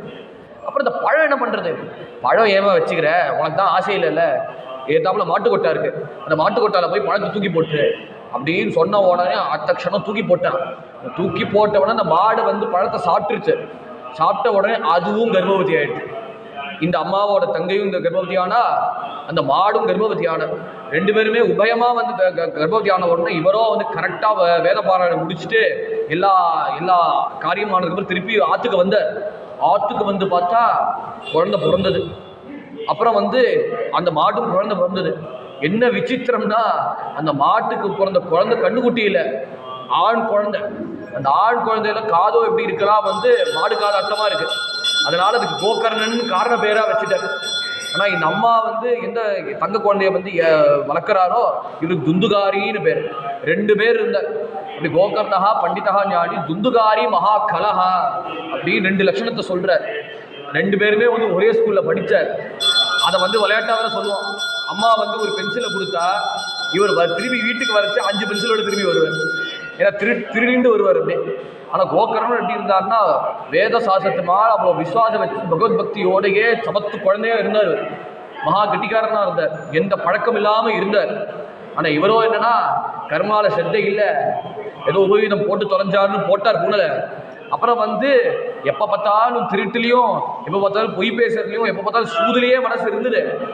அப்புறம் ஒரு காலக்கிரமேண என்ன ஆயிடுச்சுன்னா, இவரோ கோகர்ணனோ வந்து வேதத்தை படிச்சிருக்கார், பாகவதத்தை அத்தியனம் பண்றாரு இவர். ஆனா துந்துகாரி எப்படி இருந்தாருன்னா பொல்லாதவனா இருக்கார். ஒரு பெரிய கொடூரமா வந்து அம்மாவெல்லாம் அடிக்கிற, அப்பாவெல்லாம் இம்சை பண்ற, அப்பாவிட்ட வந்து பணம் கொடுக்கலன்னு வந்து போட்டு அதை சாத்துற. அந்த சாத்திர வேகத்துல என்ன ஆச்சுன்னா வந்து போய் கதறாரு. அப்படி துந்துகாரி வந்து அப்பா ஓங்கி அடிக்கிறார். அடிச்ச வேகத்துல வந்து எங்க போகணும்னு தெரியாம திண்ணையில வந்து கோகர்ணன் வந்து பாகவத்தை பாராயணம் பண்றார். பணம் கொடுக்கலன்னு அடிக்கிறாரே அப்படின்னு போய் கதறார். இவர் வந்து சிரிக்கிறார். எதுக்கு சிரிக்கிறார்னா சொல்றார், தேகோஸ்தி மாம்சம் மதிம் ஜாயா சுதாதிசதா மமதாம் விருஞ்ச பஷ்யன் நிசம் ஜெகதிதம் ஷணபங்க நிஷ்டம் வைராக்கியராகர சிகோ பகவதி நிஷ்டா. இவரை பார்த்து சிரிக்கிறார். எதுக்கு சிரிக்கிறாருன்னா அவருக்கு விசித்திரமா இருக்கு. என்னப்பா அது, உன அண்ணா அடிக்கிறாருன்னு தட்டி கேட்க வேண்டியது தானப்பா, ஏன்பா நீ சிரிக்கிறேன்னு அப்படின்னு கேட்டார். என்ன சொல்றாருன்னா, உங்களோட சிந்தனையை பார்த்து சிரிக்கிறப்பா. ஏன்னா ஜாயா சுதாரிசா மமதாம் விமுச்ச, இந்த மனைவி வந்து நீங்க சொல்ற என் புள்ள அடிக்கிற இன்னும் வாசல் போலவர். அதனால வைராக்கிய ராகரசிக்கோ பவபக்தி நிஷ்டா, அதாவது பக்தியினால வைராக்கியத்தை சம்பாதிச்சுக்கோ அப்படின்னு உபதேசம் பண்ணிட்டாரு. உபதேசம் பண்ண உடனே என்ன உபதேசம்னா, தர்மம் வஜஸ்வதம் திஜலோக தர்ம சேவஸ்ய சாது புருஷான் ஜெகி காமதிருஷ்ணாம் அந்நியஸ்ய தோஷ குணச்சிந்தனம் ஆஸ்ருத்வா சேவா கதார சமோ நிதராம் விபத்வம். அதனால என்ன தர்மத்தை நீ பிடிச்சுக்கணும்னா, பகவான் ஆராதனை பண்ணணும்னு அந்த வைஷ்ணவ தர்மத்தை பிடிச்சுக்கோ. தெஜ லோக தர்மம். லோக தர்மம்னா என்ன அர்த்தம்னா, இப்போ ட்ரெண்டுன்னு சொல்றாங்களே, இந்த செஞ்சுரியோட ட்ரெண்டு, இந்த காலத்துல வந்து நம்ம அப்படி இருக்கணும், அப்படி நம்ம வந்து ஒரு மைண்ட் செட்டோட வாழ்றோமே, அதை விட்டுரு. ஏன்னா அவன் தர்மம் என்ன அதர்மம் என்னன்னு வந்து நம்மளால புரிஞ்சு கொள்ள முடியாது. ஏன்னா அவ சொல்ற 90% கரெக்டா இருக்கிற மாதிரி இருக்கும், ஆனா அதுல நிறைய கோளாறுகள் இருக்கு. அதனால எதை நீ புடிச்சுக்கணும்னா, தர்மம் வஜஸ்வ, சத்தர்மத்தை முடி, பகவான் ஆராதனை பண்ணணும், பகவானை திருப்திப்படுத்துறது தான் உயர்ந்த தர்மம். அந்த தர்மத்தை முடி என்ன பண்ணணும்னா, சேவஸ்ய சாது புருஷான் ஜெய ராமகிருஷ்ணா. அதுக்கு என்ன ஒரே ஒரு படி, மகா புருஷர்களை பக்தர்களை வந்து ஆராதனை பண்ணணும், அவர்களை திருவடியை கெட்டியா பிடிச்சுக்கணும். ஜெய் காமகிருஷ்ணா. அதனால என்ன ஆகும், இந்த காமம் மனசுல இருக்கிற அத்தனை விகாரங்களும் வந்து தலதிருக்கி ஓடி போயிடும். தலதிருக்கி ஓடி போனால் அந்நிய தோஷ குணச்சிந்தனம் ஆசிரியத்துவா.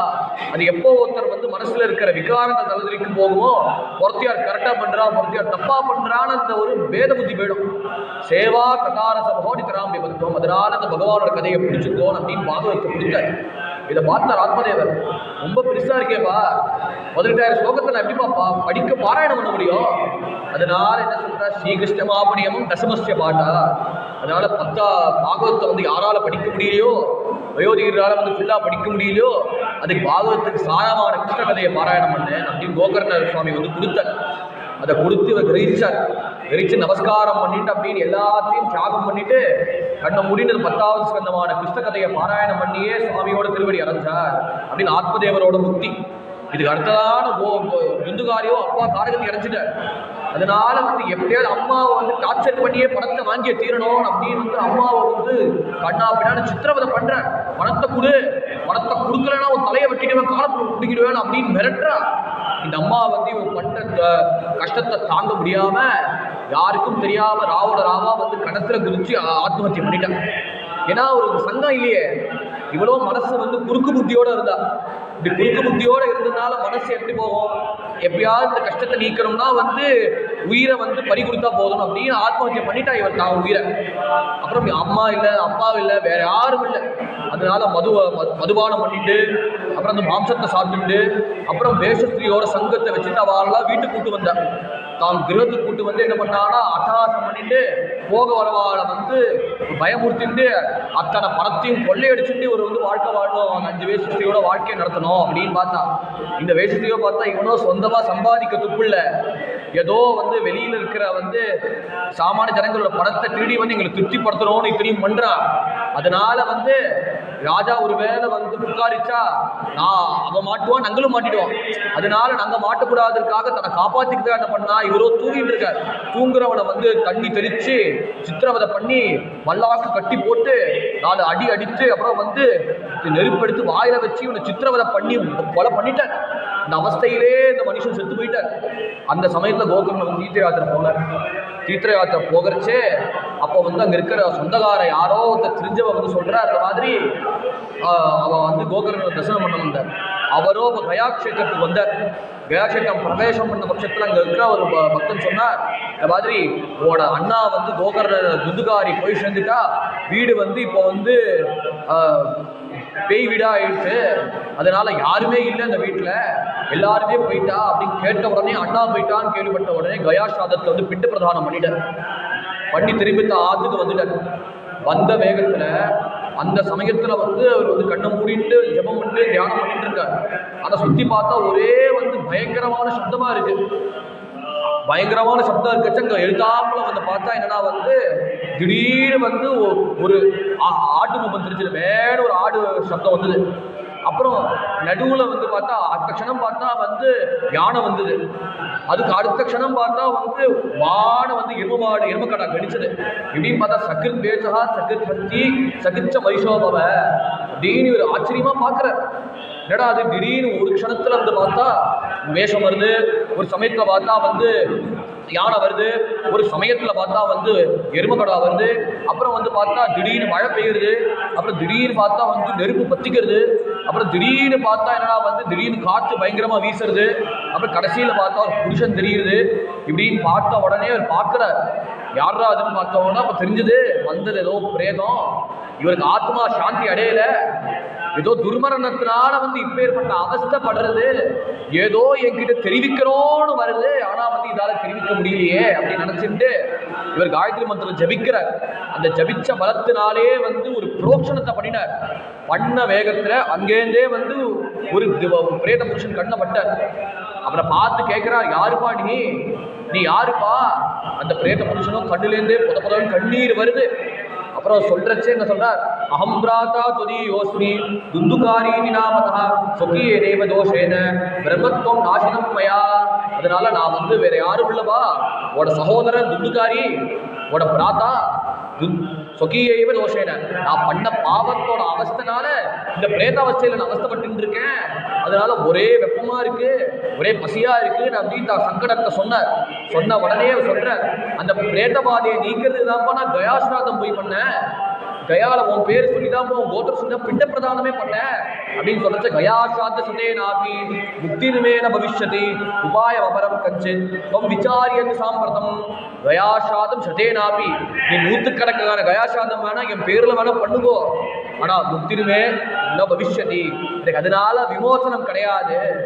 அதனால விமோசன உபாயம் வந்து நீங்க தான் தேடி கொடுக்கணும் அப்படின்னு கிருப்பனையோட வினம்பரையா கேட்கிறார். கேட்ட உடனே இவாள நான் கவலைப்படாதப்பா, நான் வந்து அவசியம் உனக்கு சகாயம் பண்றேன் அப்படின்னு ஒரு சமாதானம் படுத்துட்டு வந்த பிராமணர்களை கேட்கிறார். அவ கேட்டு அவ எல்லாருமே பகீர்னு பாக்குறார். கயாஸ்ராதம் விட மேல்பட்ட ஸ்ராத்தமே கிடையாதுப்பா. அதனால எந்த பித்ருகள் வந்து அவ வந்து சம்பந்தம் இருக்கோ சம்பந்தம் இல்லையோ அங்க போய் தர்ப்பணம் பண்ணினாலே அவ வந்து முக்தி அடைஞ்சிருவா. என்னவா விசித்திரமா இருக்கு, இன்னும் முக்தி அடையலன்னு வேற உங்ககிட்ட வேற சொல்றா அப்படின்னு சொன்னோன்னா அவ வந்து எல்லாம் யாரும் தெரியாதுன்னு எல்லாம் நவுந்து போக, அப்புறம் என்ன பண்ணணும் தெரியாது ஒரே ஒரு உபாயம் இருக்கு. யாருன்னா சூரிய பகவானுக்கு தான் தெரியும், அந்த சூரியனுக்கு தான் எல்லாம் தெரியும். அந்த சூரியனை வந்து துப்யம் நமோ ஜெகத் சாட்சி தூகிமே முக்தி ஹேதுகம் தச்சுத்வா தூரத சூரியா ஸ்புடமித்தபியபாஷத அப்படின்ற தேஜஸ்னால சூரியனை வந்து ஸ்தம்பனம் நிறுத்தினார். நிறுத்தி வந்து சூரியன்கிட்ட வந்து கதறினா, துர்யன்னமோ ஜெகத் சாட்சி யோகிமே முக்தி ஹேதுகம், நீங்க தான் வந்து மோட்சத்துக்கு வழியை காட்டணும். ஏன்னா என்னோட பிராத்தா துண்டுகாரி வந்து இப்போ பிரேதாவஸ்தையில கஷ்டப்படுறா, நான் கயாசாதத்துல பிண்ட பிரதானம் பண்ணிட்டேன். பிண்ட பிரதானம் பண்ணது முதல்ல என்ன பிரேதாவஸ்தை. அந்த பிரேதாவஸ்தை வந்து முதல்ல ஒரு ஜீவன் போய் சேர்ந்துச்சுன்னா 13 நாள் வந்து அது காரியம் உண்டு. அந்த 13 நாள்ல வந்து 11ஆம் நாள் என்ன பண்ணா ரிஷபோத்சர்ஜனம்னு பேர். அந்த ரிஷபோத்சர்ஜனத்தை என்ன பண்ணோம்னா ஒரு கால கண்ணுக்குட்டி ஐஷன் வருவான். அந்த கால கண்ணுக்குட்டி எதுக்கு ஐஷன் வருவான், அந்த பிரேதாவஸ்தை நீக்கிறதுக்கு பரமேஸ்வரன் வந்து நந்தி பகவான் நம்புறார். அந்த நந்தி பகவான் எதுக்கு நம்புறாருன்னா, கவலைப்படாத தர்மம் உன்னோட கூட இருக்கு, அதை காட்டுறதுக்கு தான் நந்தியம் பெருமான் வந்து கால கண்ணுக்குட்டியா வந்து அந்த பிரேதத்தோட பாதையை வந்து நீக்கிறார். அப்படின்னு ரிஷபோத்சவம் நடக்கல இங்க, ஏன்னா யாருமே இல்லையே பந்துக்கள். அதனால ரிஷபோத்சவம் நடக்காதனால வந்து இன்னும் பிரேதாவஸ்தையில இருக்கார். அந்த பிரேதாவஸ்தை நீக்கினாதான் அவன் பித்ருகனா ஒரு மனுஷன் ஆயிட முடியும். அப்படின்னு பித்ருவா இன்னும் ஆகலையே, இன்னும் பிரேதனா அழைச்சிட்டு இருக்கானால வந்து பண்ண கயாசாதம் வந்து சஃபலம் ஆகாது. சஃபலம் எப்போ ஆகும்னா அந்த பிரேதாவஸ்தை போனதுக்கு அப்புறம் தான். அதுக்கு வந்து சூரிய பகவான்கிட்ட வந்து சொன்ன உடனே சூரியன் சொல்ற, ஸ்ரீமத் பாகவதான் முக்தி சப்தாகம் வாசனம் குரு. அதனால ஓகர்னா கவலைப்படாத, ஸ்ரீமத் பாகவதான் முக்தி நீ போய் சப்தாக பாராயணம் பண்ணு, பிரவச்சனம் பண்ணு அப்படின்னு சூரியனோட ஆதேசத்தை கேட்டு மேல வந்து சப்தாகத்தை ஆரம்பிக்கிறார். தன்னோட கிராமத்திலே தான் கிராமத்துல ஆரம்பிக்கிறச்சே வந்த எல்லா ஜனங்களும் வந்து ஐஷன் வந்தார். இவரோ பிரேதனாச்சே, எங்க வேணா சஞ்சாரம் பண்ணுவாரு. அதனால ஒரு மூங்கில நியமிச்சார். அந்த மூங்கில்ல 7 கணுக்கள், அந்த 7 கணுக்கள்ல வந்து விழிச்சதுக்கு அப்புறம் அங்க 7 கணுக்கள்ல 7 ஓட்டைகள். அப்போ வந்து முதல் நாள் பிரவச்சனம் ஆயிடுச்சு. முதல் நாள் பிரவச்சனம் ஆனோன்னா அந்த கண்ணுலேருந்து ஒரு கண்ணு தபால்னு வெடிச்சது. அப்புறம் 2வது பிரவச்சனம் ஆயிடுச்சு. 2வது நாளில் வந்து அங்கேருந்து ஒரு கண்ணு தபால்னு வெடிச்சது. இப்படின்னு 1, 2 போன அப்புறம் 7வது நாளில் வந்து மொத்தமாக அந்த மூங்கில் கீழே விழ அங்கேருந்து ஒரு திவ்ய புருஷன் வந்தார். அந்த திவ்ய புருஷன் ஆயுஷன் வர்றதுக்கு 2, 3 விஷ்ணு பாசனங்கள் வந்தார். அதை பார்த்திவா வந்து ஐஷன் போனார். இந்த துந்துகாரிக்கு வந்து விஜயதாரி ஸ்தானத்தை பண்ணினார். ஏன்னா வைகுண்ட கத்தியத்தில் இருக்கு. அந்த ஜீவன் வந்து எப்போ வந்து பகவானோட பதத்தை அடையிறான்னு அந்த லட்சணத்தை வந்து உடையவரே சொல்லியிருக்கார். எப்படி அடையவார்னா அந்த ஜீவனுக்கு வந்து விரதான ஸ்தானத்தை வந்து ஸ்நானம் பண்ணி வைப்பார். ஸ்நானம் பண்ணதுக்கப்புறம் பகவான் என்ன பண்ணுவார்னா தன்னோட சங்கு சக்கரத்தை வந்து கொடுப்பார். ஆனால் அவர்களுக்கும் என்ன கௌஸ்துபம் இருக்கோ அதே கௌஸ்துப மணியோடே இந்த ஜீவன் இருப்பார். அப்புறம் வந்து எந்த திருநாமத்தை தரிச்சுட்டு இருப்பாரோ அதே திருநாமத்தை இந்த ஜீவன் தரிச்சுட்டு இருப்பார். அப்புறம் பகவான் என்ன பீதாம்பரம் தரிச்சுட்டு இருக்காரோ அதே பீதாம்பரத்தை இந்த ஜீவன் தரிச்சுட்டு இருப்பார். அப்படின்னு இந்த துந்துகாரிக்கு வந்து விரதான ஸ்நானம் பண்ணிட்டு இவருக்கு விஷ்ணு பாரசர ஸ்தானத்தையும் கொடுத்த வேகத்துல இவர் வந்து சந்தோஷமா வந்து பார்க்கிறார். அப்புறம் கோகர்ணம் வந்து கேட்கிறார், யாருப்பா நீங்க அப்படி கேட்கறச்சே இவரை பார்த்து கேட்டு, நான் தான்பா உங்களோட சகோதரன் துந்துகாரி. துந்துகாரியா நமஸ்காரம். அப்புறம் வந்து கோகுரம் நமஸ்காரம் பண்ணி கிளம்புற வேகத்தில் வந்து கோகுரம் தடுத்து கேட்கிறார், நாங்கள் சப்தாகம் நடத்தினோமே, இந்த சப்தாகத்தில் வந்த ஸ்ரோதாக்கள் இருக்காரே, எதுக்கு இவரை மட்டும் ஐஷன் போறேன், நம்மள எல்லாரையும் நீ ஐஷன் போக வேண்டியதானே அப்படின்னு கேட்ட உடனே சொன்னார், 3 லட்சணம்பா. 3 லட்சணத்தை வந்து என்ன பண்ணோம்னா சவணம் மரண தியானம் அப்படின்னு முதல்ல சவணம் பண்ணினா. அந்த சவணம் பண்ணச்சே யார் மரணம் பண்ணான்னு தெரியாது. இங்க சவணம் பண்ணுவோம், இங்க சவணம் பண்ண வீட்டுக்கு போனோன்னா பாகவதம் ஆயிடுச்சு, முடிஞ்சு போச்சு, அதுக்கு நினைச்சு டிவி பார்க்க கூடாது. அந்த பாகவத்துல என்ன சொல்லியிருக்கா, என்ன சூக்ஷ்மங்கள் சொல்லியிருக்கா, என்ன தர்மத்தை சொல்லியிருக்கா, அப்புறம் என்ன பகவான் பத்தி என்ன கதைகள் சொல்லியிருக்கா, அந்த கதையை ஸ்மரணம் பண்ணிட்டே இருக்கு. அதான் கோபிகள் இருந்தாரு, தப கதாமிருதம் கப்த ஜீவனம் கவி பிரீடனும் கர்மதாபகம் அப்படின்னு கோபிகைகள் சொன்ன மாதிரி அவர் பகவான கீர்த்தனத்தையே பாடிட்டு இருக்காரு. பகவான் வந்து மதுரைக்கு கிளம்பினார் கம்சவதத்துக்கு, பின்னாடி பார்க்க போறோம். அப்ப கோபிகைகள் ஸ்மரணம் எப்படி இருந்ததுன்னா அவ பகவானோட நிலையே ஸ்மரணம் பண்ணிட்டு இருக்கா. பின்னாடி உத்தவரை பார்க்க போறா அவ. அப்புறம் பின்னாடி ஏகாதசி ஸ்கந்தத்துல வந்து கோபிகைகிட்ட போய் நீங்க போறேன்னு சொல்லலாமா அப்படின்னு உத்தவர் கேட்கிறார். சொல்லாதப்பா, ஏன்னா நான் இருக்கிறதையும் போனதுக்கும் வந்து அவளுக்கு ஒன்றும் தெரியல. ஏன்னா நான் எப்போதுமே அவளோடயே நான் இருக்கேன். அப்ரதாக தப்த தபசா சத்சங்கா மாவுபாகதாக. ஏன்னா அவர்கள் வந்து தபஸ் பண்ணல, அவ சத்சங்கத்தினாலேயே என்னோட கூட இருந்ததுனால இறங்கி பழகினதாலே வந்து அந்த பாக்கியத்தை அடைஞ்சா. அதனால அவர்கள்ட்ட போய் சொல்லணும்னு அவசியம் இல்லப்பா உள்ளவா அப்படின்னு பகவான் சொல்றா. அப்படின்னு பகவானோட கதையை பாட அதை மரணம் பண்ணணும். அதை மரணம் பண்ணதுக்கு அப்புறம் என்ன பண்ணணும், நிதித்தியாசனம் பண்ணணும். அதை தியானம் பண்ணிட்டே இருக்கணும். அதை தியானம் பண்ணினாதான் அந்த சிரவணத்துக்கு பலன் உண்டு. அதனால நம்ம ஏன்னா வந்த ஜனங்களும் என்ன ஏதோ கூட்டம் வந்திருக்கா, ஏதோ சொத்தா எங்கேயும் நடக்கிறது அப்படின்னு ஆசையோட வந்து பண்ணா. அந்த தர்மத்தை புண்ணியத்தை வேணா சம்பாதிச்சுட்டு போறாளே தவிர வைகுண்டம் எப்ப கிடைக்கும்னா நடந்த கதையை ஸ்மரணம் பண்ணினால் ஒழிய. ஏன்னா துந்துகாரியோ என்ன பண்ணார், கதியே இல்லை எனக்கு, என் அண்ணாதான் கதி, கோகர்ணம் தான் கதி, அந்த கோகர்ண சகாயத்துலதான் வந்து நம்ம கரையேறணும். நம்ம பிரேதாவஸ்தையில இருக்கேன். அந்த ஸ்மரணத்தினால என்ன ஆச்சு, மனசு பகவான் பக்கத்துல திரும்பிடுச்சு. அது பகவான் பக்கம் திரும்பினால பகவானோட வைகுண்டம் தான் ஒரே லட்சியம் அப்படின்னு மனசோட சிந்தனை லட்சியம் வந்து ஒன்னாயிடுச்சு. அந்த ஒண்ணுனால வந்து அடைச்சிட்டேன். இன்னொன்னு என்ன, அவரோட ஆயுட்காலம் ஆயிடுச்சு. அவர் ஆயுட்காலம் பூர்த்தி ஆனதுனால வந்து நாங்கள் வைகுண்டத்துக்கு அழைச்சிட்டு போனோம். ஆனால் நம்ம என்ன நினைக்கிறோம், பரீட்சித்து வந்து வைகுண்டம் அடைச்சிட்டேன், பெரிய பாக்கியவான், நம்மளாம் கிடையாது, அப்புறம் நம்மளாம் அபாகியவான் அப்படின்னு சொல்றோம். ஆனால் வாஸ்தவம் பரீட்சத்துக்கு என்ன, பரீட்சித் சாட்சிய சமணபதி முக்திப்தகரவான் அப்படின்னு பரீட்சித் சாட்சி முக்தி அடைஞ்சதுக்கு அப்படின்னு பாகவத்தோட எக்ஸாம்பிளை சொன்னேன். வாஸ்தவம் பரீட்சித்து ஒன்றும் பெரிய பாக்கியவானும் கிடையாது, பரீட்சை ஒன்றும் மட்டமாக சொல்லலை. ஏன்னா நிறைய சப்தாகம் கேட்டாதான். ஏன்னா நிறைய சப்தாகத்தில் என்ன இருக்குன்னா வந்து புதுசாக நம்ம அனுபவம் வரும். இன்னைக்கு ஒரு ஆள் வந்து ஒரு மாதிரி சொல்லுவான், நாளைக்கு வேற ஆள் வேற மாதிரி சொல்லுவான். என்னன்னா அந்த அந்த அனுபவத்தை வந்து திரும்ப கேட்டால் எப்படி இருக்கும்னா, ததேவரம் வீரம் ருச்சிரம் நமம் ருச்சிரம் நம்ம திரும்ப கேட்கணும். அப்படி திரும்ப கேட்கணும்னா நம்ம மனசுல இருக்கிற அத்தனை சோகமும் நிவர்த்தி ஆகும். ஏன்னா புதுசா அனுபவம் வரும். ஏன்னா நம்ம ஒரே படிக்கிறோமே, அதே பாவத்தை திருப்பி சொல்லிட்டு இருக்கானே அந்த அலுப்பு வராது. ஏன்னா ஒருத்தர் ஒரு மாதிரி சொல்றதை கேட்டா என்ன ஆகும்னா நமக்கு வந்து ஆஹா இந்த இடத்துல வந்து இப்படி அர்த்தம் சொல்லியிருக்காரு, இந்த இடத்துல வந்து இப்படி சொல்லியிருக்காரு அப்படின்னு மனசுல ஒரு உற்சாகம் வரும், ஒரு சந்தோஷம் வரும். அந்த சந்தோஷம் வரதுனால நிறைய சப்தாகம் கேட்க என்ன ஆகும்னா நம்ம மனசு வந்து கிளியர் ஆகிடும். அந்த மனசு கிளியரான பிரயோஜனம் நமக்கு வந்து வைகுண்டம் ஏற்படும். அப்படி வந்து இவார்கள் துந்துகாரிக்கு ஆயுட்காலம், ஏன்னா இவார்களுக்கும் ஆயுட்காலம் இல்லைனால அந்த சாமி வந்து வைகுண்ட ஆயுஷன் வரல. அப்புறம் அடுத்த சப்தாகம் நடத்தினார். 2வது சப்தாகத்தில் வந்து எல்லாரும் ஸ்ரத்தையா பாகவத சிரவணம் பண்ணினார். ஒரு ஆசை இல்லாம கேட்டார்.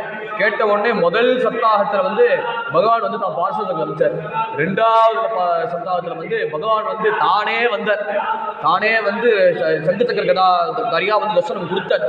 அப்படி தர்சனம் கொடுத்து வந்த எல்லாருமே வந்து ஆலிங்கனம் பண்ணினார். ஆலிங்கனம் பண்ணி கோகர்ணனுக்கு வந்து கோகர்ணன்ட்ட வந்து எல்லாருக்கும் இந்த வைஷ்ணவ ஸ்தானத்தை கொடுத்து எல்லாரும் விஷ்ணு பதத்தை ஐஷன் போனார். எப்படி ராமர் வந்து வைகுண்டம் வந்து எல்லாரையும் ஐஷன் போனாரோ அதே மாதிரி கோகர்ணன் வந்து எல்லாரும் வைகுண்டம் ஐஷன் போனார். அப்படின்னு கோகர்ணன் வந்து மோட்சம், கோகர்ண மோட்சத்தோட வந்து 4வது அத்தியாயம் வந்து பூர்த்தியாருது. அதுக்கு மேல என்னன்னா வந்து பாகவத பாராயண கிரமம், அந்த பாகவத பாராயண கிரமத்தையும் வந்து இப்போ சொல்ற. அதில் வந்து எப்படி வந்து பத்திரிகை எடுத்து வைக்கணும், எப்படி வந்து சப்தாகம் வந்து நடத்தணும் அப்படின்னு எல்லா விஷயத்தையும் வந்து சூத புராணிகர் சொல்றார். அந்த சொல்ற விஷயத்த ஒன்று சொல்றச்சு எப்படி இருக்கிறோம்னா வந்து பணத்தை வந்து எப்படி சம்பாதிக்கணும்னா உங்களோட பொண்ணு கல்யாணம் சம்பாதிக்கிற மாதிரி இருக்கு, அதிக பங்கு சம்பாதிக்கணும், அதிக பங்கு பணத்தை கொட்டணும். அதுக்கு எதுக்குன்னா தர்ம விஷயம் அது. ஏன்னா நீ ஒரு பாகவத சொல்றன்னு வை, அந்த லோகத்தை எல்லாரும் உதாரணத்துக்கோசம் நீ பாகவதத்தை சொல்ற, அந்த லோக உதாரணத்துக்கோசரம் தான் நீ பாகவதம் சொல்றதுனால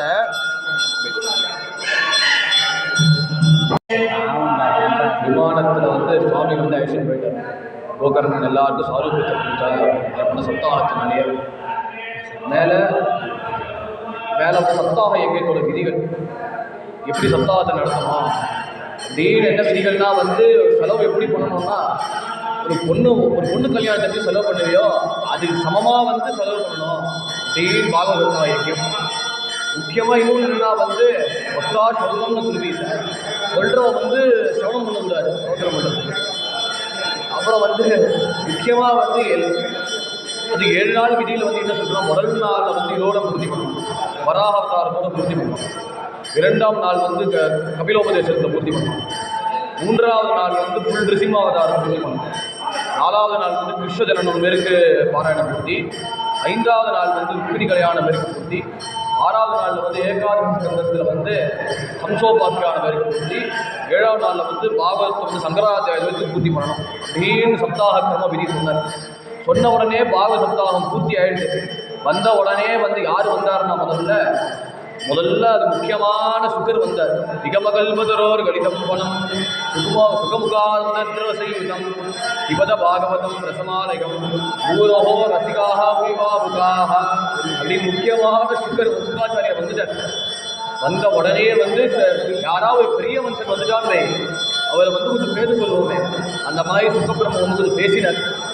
கொஞ்சம் பேசுனதுக்கப்புறம் அப்புறம் முக்கியமான மற்ற பாகவதர்கள் வந்து யார் மறைமுகமாக அந்தர்முகமாக இருந்தாரோ எல்லாரும் பகிரங்கப்பட்டினார். அதில் முக்கியமான வந்து பஜனை நடந்தது. பிரகலாதஸ்தாலதாரி நரல கதிதயா சோத்தமஹா கம்சதாரி வீணா பாணிகி ஸ்வரஸ்திகி ஸ்வர குசலதையா ராககர்த்தார்ஜுனோபூத் இந்திரோபாதி பிரதங்கம் ஜெயஜய சுகராக கீர்த்தயேதே குமார எத்ராஸ்தே பாவபக்தா சரசரசனையா வியாசபுத்திரோ பிரகலாதஸ்தாலதாரி. யார் காலம் போடுறாருன்னா பிரகலாத காலம் போடுறாரு. நல்ல கதிதையா சோத்தமஹா கம்சதாரி. அப்புறம் யாரு வெங்கல தானம் போடுறாருன்னா உத்தவர் போடுறார். அப்புறம் வீணா பாணி சுரஸ்திகி புதிய சேக்கரமே அதுக்கு வீணா பாணி சுரஸ்திகி நாரதர் வீணை வாசிக்கிறார். ஸ்வர குசலதையா ராககர்த்த அர்த்தமாக போகுது அப்படின்னு பாடுறவர்கள் இருக்கா. பாடுறவர் வந்து சுகபிரம்மம்னு கடைசியில் சொல்லி பூர்த்தி பண்றாரு. அதனால் நான் இப்போவே சொல்லிடுறேன். அதில் பாடுறவர் சுகாச்சாரியார். அப்புறம் பாடுறவருக்கு முக்கியமாக ஆலாபனம் எடுத்து கொடுக்கணுமே. சில பேர் பாடுறார், சில பேர் ஆலாபனம் பண்ணால் வந்து அதுக்குன்னு ஒரு ஸ்பெஷலிஸ்ட் வேணும். அந்த ஸ்பெஷலிஸ்ட் யாருன்னா அர்ஜுனன் ஆலாபனம் பண்றாரு. அப்புறம் அது சப்போர்ட் பண்றதுக்கு ஒரு பக்கவாத்தியம் வேணுமே, மிருதங்கம் வேணுமே. இந்திர மிருதங்கம் வாசிக்கிறார். ஜெகதே சுகராக கீர்த்தயேதே குமாரா. அப்புறம் ஜெயகோஷம் பண்ணணுமே. ஒருத்தரே ஜெய் சொல்லிட்டு இருக்கா வந்து உற்சாகம் இருக்காது. அதனால வந்து 4 பேர் வந்து ஜெயகோஷம் போடுற எத்ராஸ்தே பாவபக்தா சரசரசரையா வியாசபுத்திரோ பகுவா அப்படின்னு பஜனை நடக்கிறது. அந்த பஜனை நடக்கிறச்சே சுவாமி வந்து சதுர்பூஜ சேவையோட எப்போதும் வருவார். இப்போ மதுரோ முரளீதரா கையில புல்லாங்குழியோட சுவாமி வந்து கூட்டு வாசிக்கிறார். அப்படின்னு கூட்டு வாசிட்டு சுவாமி வந்து வர வந்து நின்று பஜனை சமத்திரமான பலனம் கொடுத்தா அப்படின்னு சொல்லி இதோட பாகவத மார்க்கம் பூர்த்தியாவது. நாளிலேருந்து பாகவத பிரவேசமும் அது முக்கியமான வந்து சௌனகாட்சி ஒரு 5 கேள்வி, அப்புறம் வியாசராசபாதம் போன்ற விஷயங்கள் வந்து நம்ம நாளைக்கு பார்க்கணும். கோபிகா ஜீவன சுவர்ணம் கோவிந்தா சத்குரு சுவாமினஹா ஜெய், சுவாமினஹா ஜெய்.